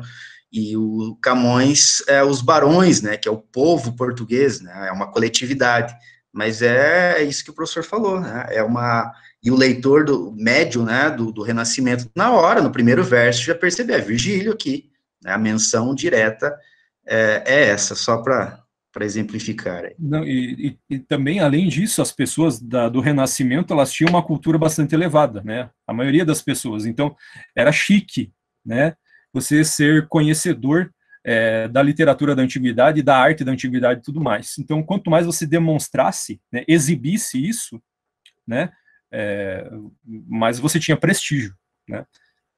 Foi uma época bem interessante o Renascimento, né? Todo mundo era muito culto, né? Claro, todo mundo que tinha acesso à educação, né? Eram muito cultos, né? Até a expressão homem do Renascimento, né, para se referir àquele homem que tem um pouquinho de domínio de todas as áreas, né, é por causa disso, né? as pessoas comuns na época, qualquer uma que tivesse acesso à educação, geralmente ela se especializava em várias áreas e era capaz de conversar sobre qualquer coisa, né? Astronomia, o Camões era assim, né? Ele fala de astronomia, de navegação, de teologia, né, de literatura, de filosofia, um pouquinho de tudo a pessoa era capaz de falar, de artes plásticas em geral, né? Então, critério, o bom texto é aquele que segue os modelos clássicos, né? Basicamente isso. Reparem como o critério vai mudando ao longo do tempo, pessoal, né? Não vou usar a palavra evolução, né, no sentido de que melhora, mas muda. O critério sempre muda ao longo do tempo, né? Veja, para o Aristóteles era uma coisa totalmente diferente, né? Agora, para os medievais, né, mudou um pouquinho. E agora, em relação aos medievais, os renascentistas fazem, né, quase que totalmente o contrário, né, que é esse louvor da literatura pagã. Então, a tradição, né, é vista como um conjunto de modelos a serem imitados, né? Então,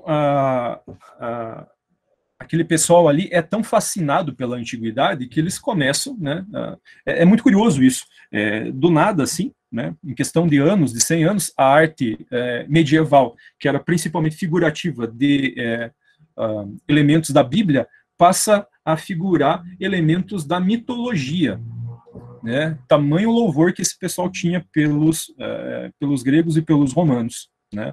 Então, até a temática mudou, tá? Então, havia uma dívida desses novos, né, para com os antigos, e eles pagavam essa dívida homenageando, né, esse pessoal da antiguidade, né, imitando.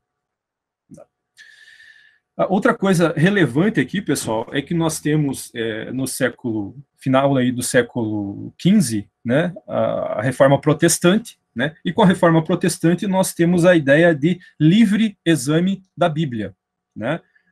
Qualquer um tem o direito de ler a Bíblia, né, na sua língua e na sua língua natal, né, materna, e tem o direito de interpretar, né, a Bíblia conforme achar mais conveniente, né, o mais correto. O que acontece, e isso também acaba passando para a literatura, isso é uma opinião da Leila Perrone Moisés, tá? Eu ainda não refleti a respeito disso, mas me parece que faz sentido, né? O livre exame da Bíblia passa para livre exame também das obras da antiguidade, né? Então, ao mesmo tempo que existe uma reverência para com essas obras da antiguidade, né, eles começam a questionar, num bom sentido, essas obras da antiguidade, né, e lê-las de várias maneiras diferentes. A crítica literária ganha um grande impulso a partir disso, a partir desse momento que você não tem apenas uma reverência, né, mas também você tem uma intenção de entender como que funcionavam aqueles textos, tá? Por meio desse livre exame, né,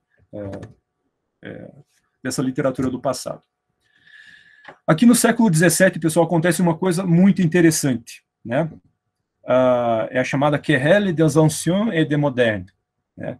A polêmica dos antigos e dos modernos. Basicamente, o que eles pensavam aqui? Existia esse povo aí que ficava louvando os antigos, né? E havia um outro pessoal que falava, não, mas espera aí, ó, como tem escritor bom na nossa época.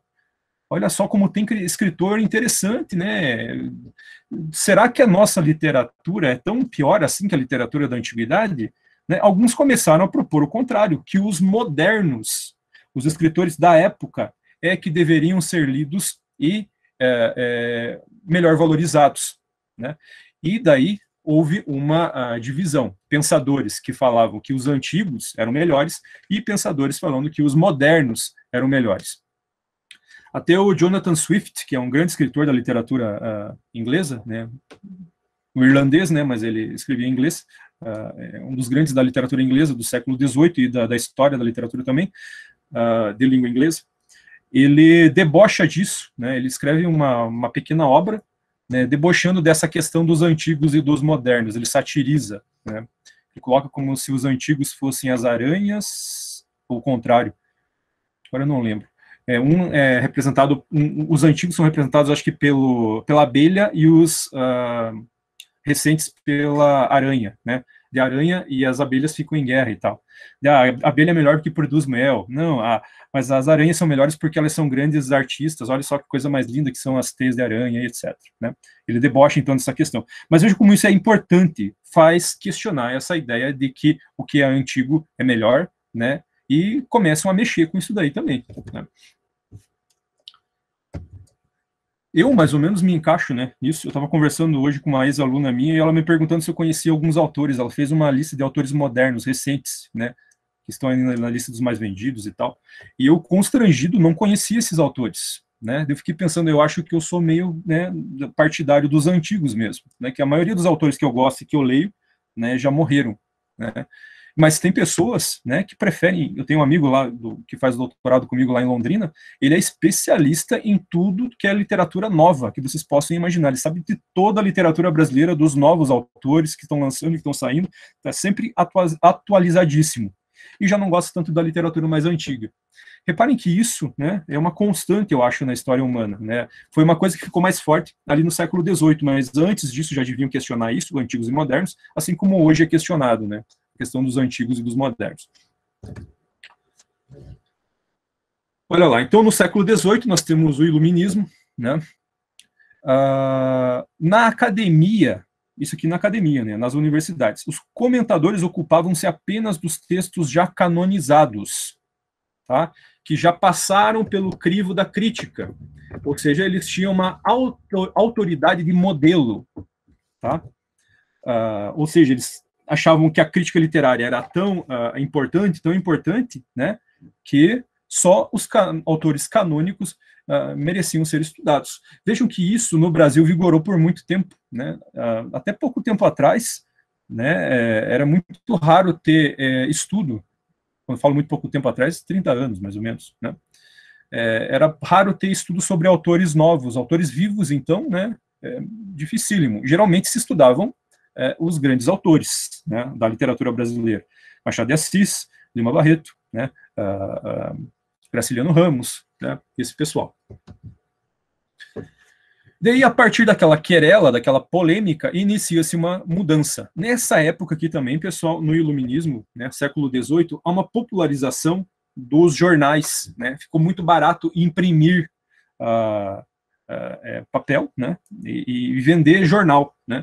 Nos jornais dessa época já havia crítica literária, tá? E as pessoas se habituaram a ler crítica literária. É muito curioso. Um autor que trata disso é o Darton. Deixa eu escrever aqui. Ele trata disso rapidamente num livro chamado Os Best-Sellers Proibidos da França, tá? Eu não lembro o primeiro nome dele, se é Robert. Sei que o sobrenome é Darton. É um historiador da cultura. E é muito interessante, as pessoas começam a se habituar a ler crítica literária, né? A gente pensa que é um fenômeno recente, mas não, já no século XVIII, claro, né, pessoal, né, estamos falando de Europa mais civilizada, digamos assim, culturalmente, em relação ao resto da Europa. Isso na França, né, e na Inglaterra e na Alemanha, né? Nos outros países não era tanto assim. Na França se lia crítica literária, né, pelo menos ali na França, que eram os 3 países mais desenvolvidos na época na Europa, né? França, Alemanha e Inglaterra. Acho que até hoje são esses 3 países que dominam ali. Então nós temos a popularização da crítica, né? Quais são os critérios dessa época? Clareza e precisão, né? Deixou-se de louvar tanto os antigos, né? Lia-se também os antigos, é claro, mas os autores novos começaram a ganhar dinheiro com literatura, gente, né? É um fenômeno interessantíssimo. Nessa época começaram a escrever bastante romance, né? E as pessoas começaram a ler bastante romance. Criou-se uma demanda grande por leitura. Tá? Quem não sabia ler, sempre tinha um vizinho que sabia ler, que nem pouco tempo atrás, né? Pouco tempo atrás, 50 anos atrás, quem não tinha televisão ia assistir televisão na casa do vizinho, né? Aqui as pessoas faziam assim, quem sabia ler, lia para os vizinhos, né? Então começou-se a vender muito livro, os livros ficaram muito baratos, graças à imprensa, né, que ficou modernizada, né? E tem uma mudança também, ao mesmo tempo que a crítica se populariza porque a leitura está se popularizando, né? As pessoas estão lendo mais. É nessa época que o romance começa a ganhar força, né, o gênero romanesco, né, começa a ganhar força. O auge do romance vai ser o século XIX, mas aqui no século XVIII já se vendia, já se lia muito romance. Então, quais os critérios aqui? Clareza e precisão. Né? Agora, século XIX, pessoal, o século do romantismo. Pelo menos 50 anos, aí, os primeiros séculos do século XIX são dominados pelo romantismo. Né? Nessa época, a crítica literária finalmente ganha status de ciência. Tá? Principalmente na Alemanha, os irmãos Schlegel, né, dois irmãos extremamente cultos, que estudavam um pouco de tudo, se dedicaram também à literatura. Né, eles tentaram também encontrar critérios mais sólidos, né, para se estabelecer uma ciência da literatura. Hoje em dia parece até, né, bobo isso, né, gente? Como é que vai fazer uma ciência da literatura, já que a coisa é tão subjetiva?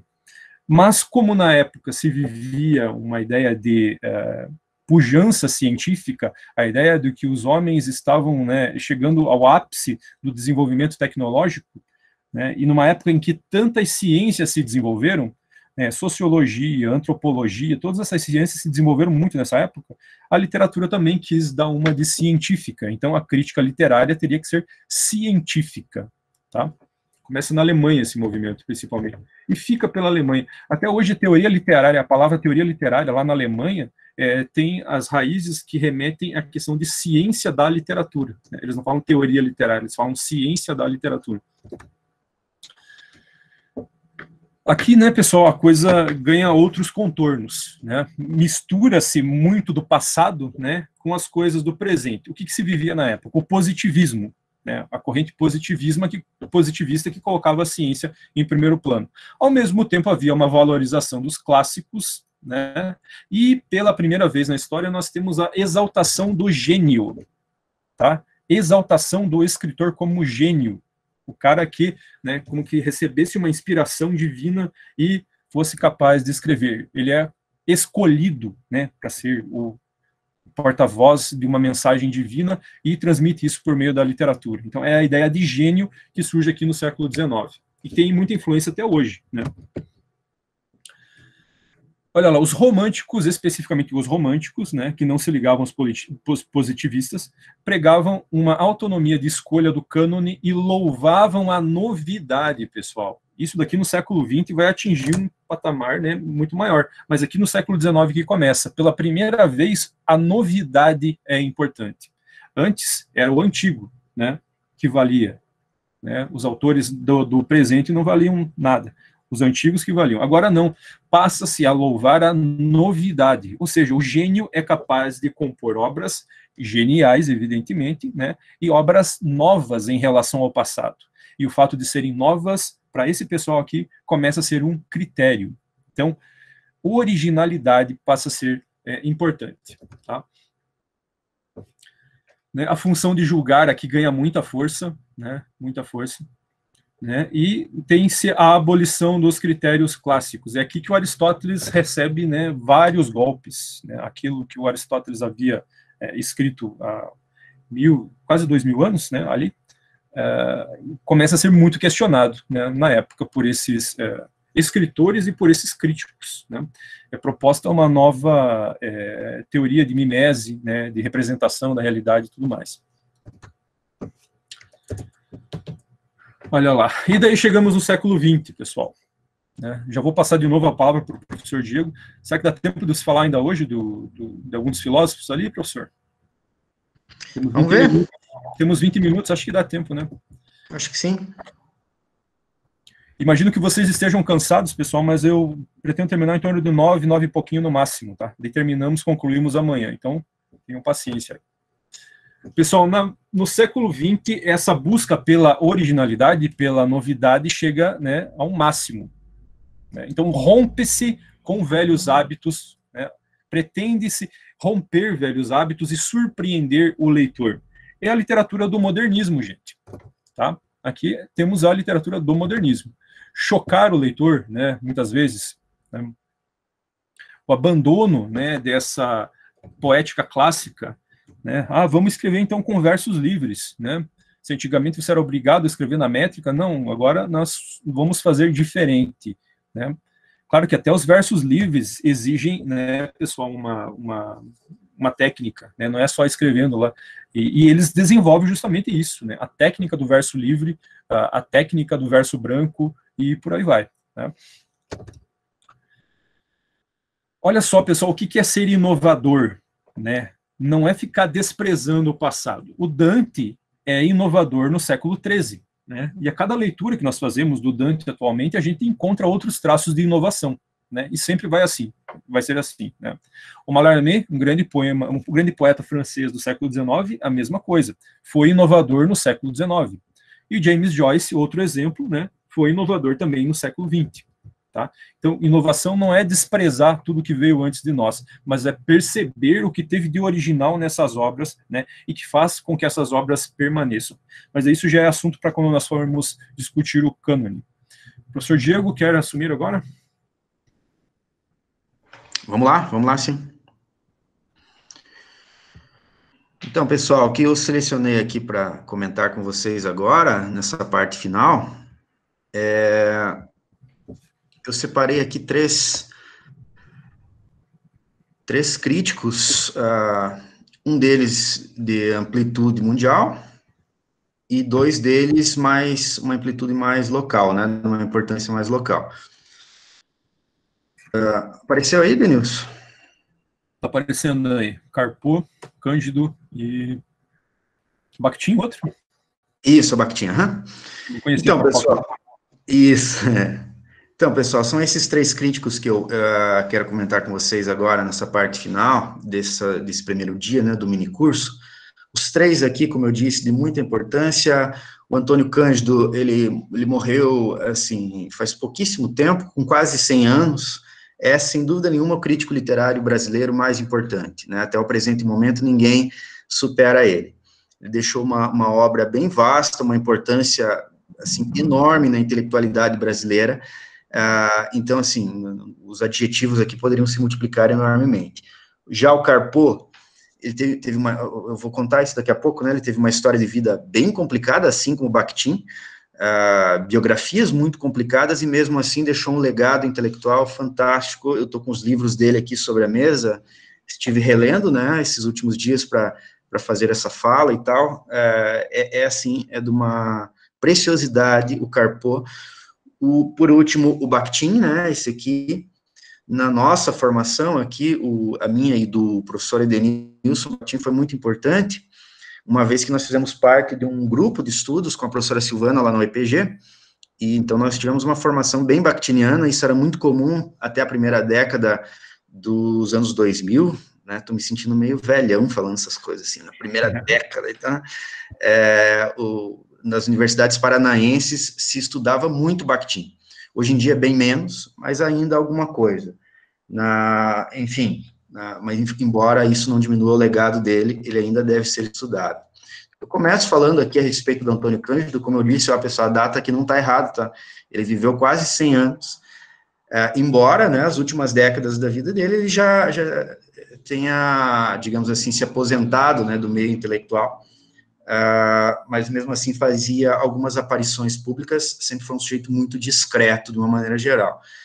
Ele é daqueles críticos, assim, que é uma sumidade, né, ninguém discorda da importância dele, embora, claro, né, houve algumas, para usar a palavra que o professor Edenilson disse ali, né, algumas querelas, especialmente com relação a um dos livros aqui que eu cito, daqui a pouco eu conto como que foi isso aí.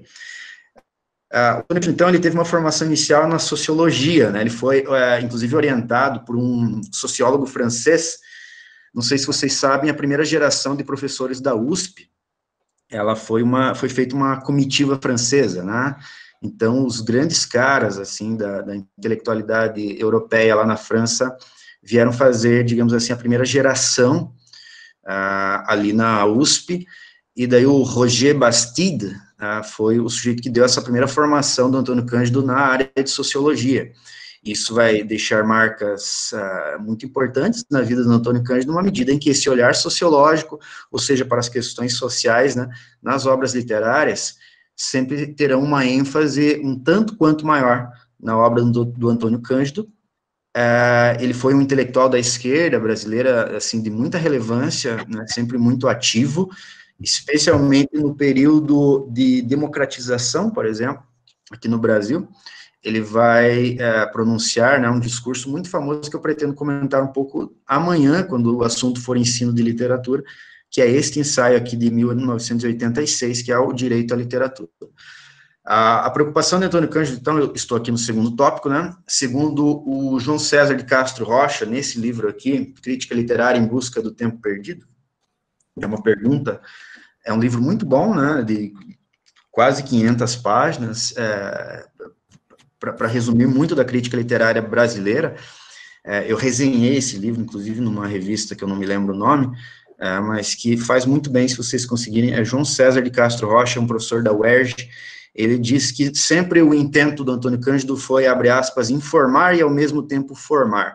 Isso é muito importante no público brasileiro, e essa é uma percepção muito aguda do Antônio Cândido, né, num primeiro momento, formar um público leitor. Né? Notem bem que essa era uma preocupação já dos primeiros críticos literários aqui no Brasil. No meu doutorado, eu fiz uma disciplina só de crítica literária brasileira, com um professor lá na Unicamp, chamado Antônio Arnone Prado, né? Ele é famoso lá por essa disciplina, agora ele se aposentou. Inclusive, eu fui da última turma dele. E a gente fez esse rastreamento, os primeiros críticos literários brasileiros, né, por exemplo, José Veríssimo, que era amigo do Machado de Assis, lá na virada do século XIX para o XX, ele vai dizer, olha, em literatura dá para se dizer qualquer coisa, porque ninguém lê, não tem público leitor, então os escritores podem dizer o que eles quiserem, né? As discussões acabam sendo entre os próprios escritores, mas o público leitor é uma nulidade, né? Os índices de analfabetismo eram enormes, como vocês sabem. Então, o Antônio Cândido, já ali, né, na altura, é um sujeito que viveu muito, né, então ali nos anos 50, que era o fervor, por exemplo, né, da intelectualidade brasileira, que você tinha lá dezenas de caras geniais, né, pessoas muito inteligentes, assim, de uma importância. Hoje a gente não tem meia dúzia, é impressionante, né, nos anos 50 você olha, não é possível que todo esse povo se encontrava, assim, num bar para conversar, né, então você tinha lá todos aqueles poetas, né, que passaram pelo modernismo, você tinha Antônio Cândido, você tinha lá o Sérgio Buarque de Holanda, que era o pai do Chico, né, enfim, você tinha tanta gente boa convivendo. O Antônio Cândido sempre percebeu que a crítica literária, nesse sentido, tinha uma missão. O professor Edenilson lá comentou o modo como ele se achegou à literatura, que foi justamente por meio da crítica literária. Eu tenho comigo, né, que para os dias atuais, a função da crítica literária e do ensino de literatura são enormes, justamente também, não para formar esse leitor da mesma forma que o Antônio Cândido pensava, mas para formar um tipo de leitor que valorize e entenda o que é realmente a literatura, e o que ela pode fazer por nós. Isso toca um pouco no assunto de amanhã, e que o próprio Antônio Cândido aborda neste ensaio, que é fruto de uma palestra, né, os meus alunos sabem, sempre trabalho com esse texto, que é o conceito de humanização por meio da literatura. Então, ele entende que a literatura cumpre uma função que só ela pode, né, que é justamente, por meio de uma estrutura, por meio de uma forma acabada, então, oferecer uma oportunidade de humanizar o leitor. Eu, como professor, eu tenho isso comigo, seja na minha docência, seja nas minhas pesquisas. Eu sempre olho para as obras de literatura nessa perspectiva, entendendo, primeiramente, a visão de mundo que está sendo apresentada ali, justamente para humanizar aquelas palavras, né, humanizar aquelas páginas, né. O Harold Bloom, né, ele cita um trecho de um ensaio do Montaigne, né, que é o pai do gênero ensaio. O Montaigne diz assim, que algumas páginas parece que são vasculares, que se você rasgar, sai sangue delas, né. Eu sempre enxergo a literatura nessa medida, né, e tento reportar, inclusive, esse entusiasmo para motivar a leitura com relação aos meus alunos, né. Isso é humanizar, e que hoje em dia tem outros nomes também, esse mesmo conceito, falarei a respeito disso amanhã. O grande livro dele, do Antônio Cândido, é a Formação da Literatura Brasileira, que para todos nós tem uma importância muito grande, uma vez que o cânone brasileiro é praticamente estabelecido de modo, assim, quase que absoluto nesse livro. Então, os manuais didáticos, né, os livros didáticos, eles têm uma ordenação cronológica que segue mais ou menos a formação da literatura brasileira do Antônio Cândido, né? Essa importância ninguém tira, por enquanto, do Antônio Cândido, embora a Base Nacional Curricular, né, a BNCC, tenha proposto aí uma inversão a ser aplicada nos próximos anos, mas esse é um assunto que a gente pode conversar em outro momento. O ponto fundamental na crítica do Antônio Cândido, essa não é só a minha opinião, é a opinião do Castro Rocha, do João César de Castro Rocha, é esse aqui, né, que ele consegue um equilíbrio entre as tendências estrutural e social. Isso não é nada fácil de se fazer. Ou seja, por um lado, ele olha para a estrutura do texto, ou seja, para o texto fechado, né, que é uma tendência que dentro da crítica literária, especialmente do século passado, né, você tinha lá, entre os norte-americanos, né, o New Criticism, que é o close reading, né, a leitura fechada no texto. Por outro lado, ele olha para o contexto também, né, como ele tem essa formação sociológica, ele olha, então, por um lado, para o texto e para o contexto. Isso, como eu falei, pessoal, vou repetir, não é nada fácil de se fazer. O Antônio Cândido consegue fazer isso, às vezes, num ensaio de 10 páginas, né, então, de se reconhecer isso, do método do Antônio Cândido, e lê-lo, né? Os ensaios críticos mais célebres, né, do Antônio Cândido, eu recomendo alguns aqui, e que são, assim, pessoal, facilitam demais a nossa vida quando nós vamos dar uma aula a respeito desses assuntos, né? Desses livros, por exemplo, né? O Cortiço, que é o segundo tópico aqui, é uma obra que o professor Edenilson trabalhou recentemente, ou está trabalhando com os alunos dos segundos anos, em função do PSS 2, né, Edenilson? Né? Oi? Desculpe, eu desliguei aqui, esqueci. Eu estou trabalhando. Tá trabalhando ainda? Legal.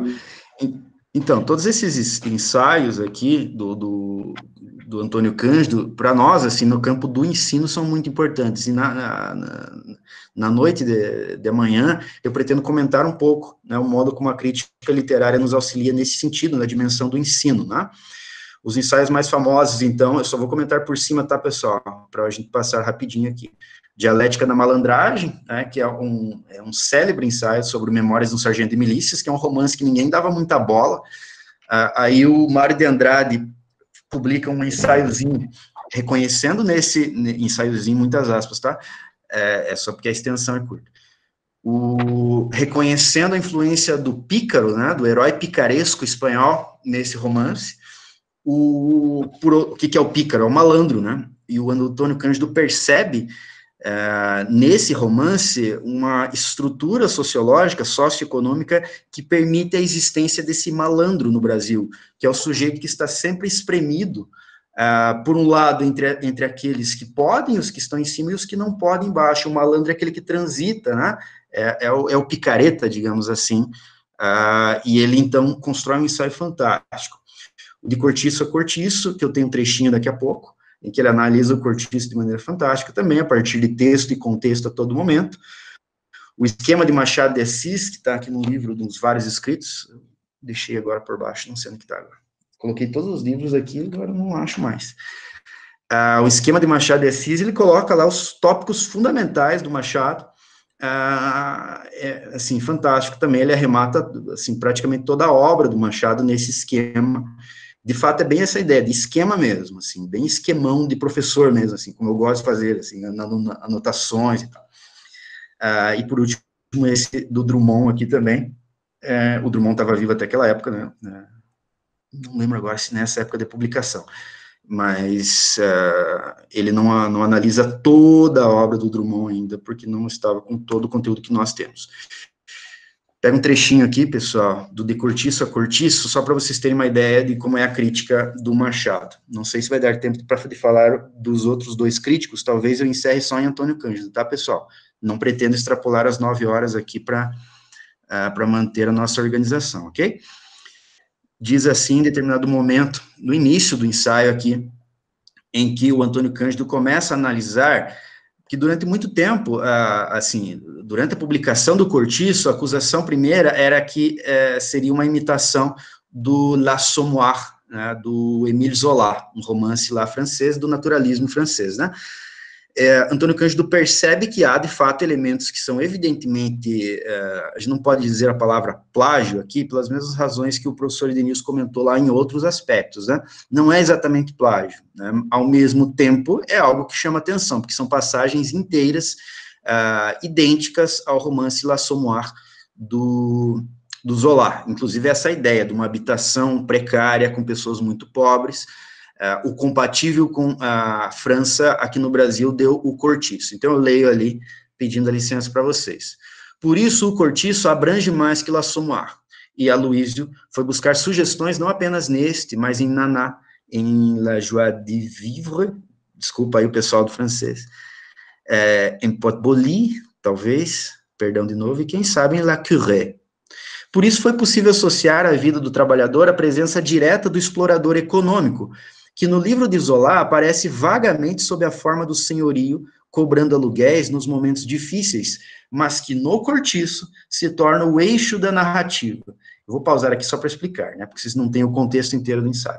Então ele está analisando, está dizendo, olha, de fato tem elementos muito semelhantes ao romance do Zola, só que o Aloysio, a genialidade dele foi perceber que esse esquema de explorador e explorado, que ocorre na França de modo meio artificioso, aqui no Brasil, em função desse primitivismo econômico, que ele vai comentar na última linha desse trecho, aqui era mais vivaz isso aqui, né? Isso aqui de fato ocorria, e lá na França não, dessa forma aqui não. Então ele continua, a originalidade do romance de Aloysio está nessa coexistência íntima do explorado e do explorador, tornada logicamente possível pela própria natureza elementar da acumulação num país que economicamente ainda era semicolonial. Então, essa coexistência, agora falo eu, tá? Acontece porque você tem do lado do Cortiço, né, uma porção de gente pobre no Cortiço, e do lado você tem o Miranda lá, que é um sujeito aburguesado e que se torna um aristocrata, né, até no meio do romance, o que vai causar inveja, inclusive, quem já leu o romance sabe, do próprio, do dono do Cortiço lá, como é que é o nome dele mesmo, Edenilson? O João Romão. João Romão, obrigado. Que vai se aristocratizar também até o fim do romance, né? Na França, o processo econômico já tinha posto o capitalista longe do trabalhador, mas aqui eles ainda estavam ligados, a começar pelo regime da escravidão, que acarretava não apenas contato, mas exploração direta e predatória do trabalho muscular. Daí a pertinência com que Aloysio escolheu para objeto a acumulação do capital a partir das suas fases mais modestas e primárias, situando-a em relação estreita com a natureza física, já obliterada no mundo europeu do trabalho urbano. Ou seja, que ele está percebendo é que a genialidade já disse isso, né, só vou enfatizar, do Aloysio está em perceber que aqui no Brasil isso aqui era genuíno, e na França já não era mais. Né? No seu romance, o enriquecimento é feito à custa da exploração brutal do trabalho servil, da renda imobiliária arrancada do pobre, da usura e até do roubo puro e simples, constituindo o que se poderia qualificar de primitivismo econômico. E daí ele vai, eu vou fechar minha fala agora, tá, pessoal? Ele vai para um outro trecho em que ele pega, olha que genialidade isso aqui são os achados críticos do Antônio Cândido que eu acho sempre fantásticos. Ele pega isso aqui é proverbial, né? Isso aqui é popular, as pessoas dizem isso aqui, tá? Diziam, né? Hoje ainda bem que não. Mas, como o Antônio Cândido foi um sujeito que viveu quase 100 anos, né, ele certamente passou por uma época em que ele ouvia pessoas dizendo isso aqui. Né, e aqui você tem, né, é um poeminha do Oswald de Andrade, o modernista lá, né, e ele aproveita, então, a mais-valia crioula. Para português, negro e burro, 3 P's. Pão para comer, pano para vestir, pau para trabalhar. Tá?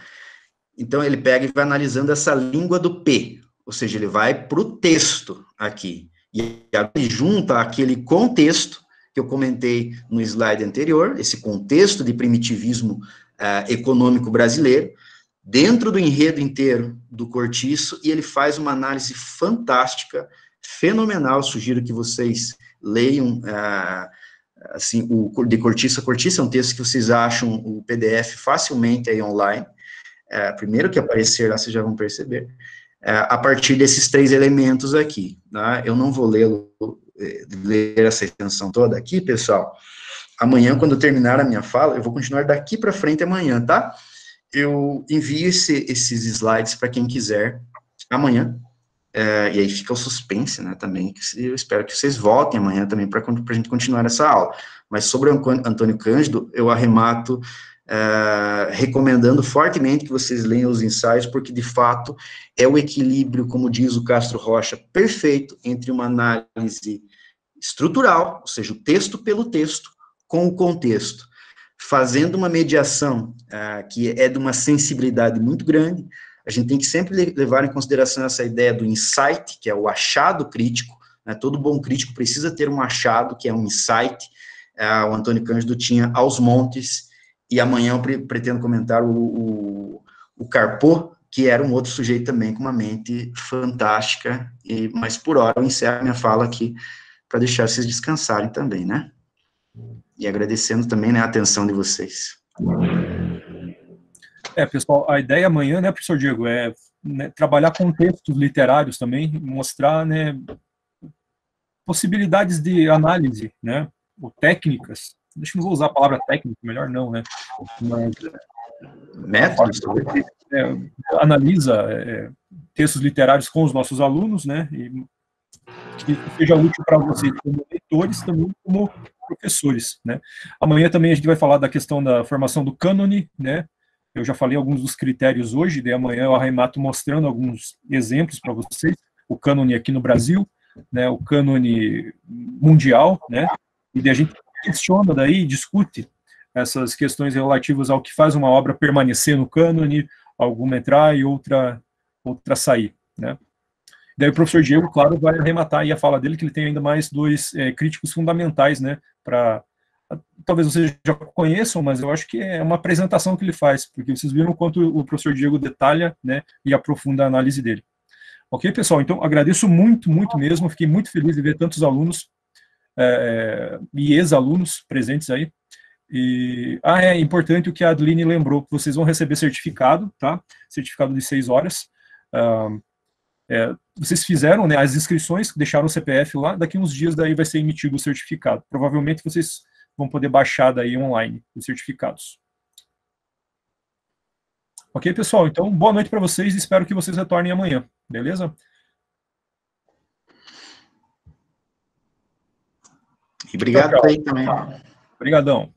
Valeu pelo carinho aí.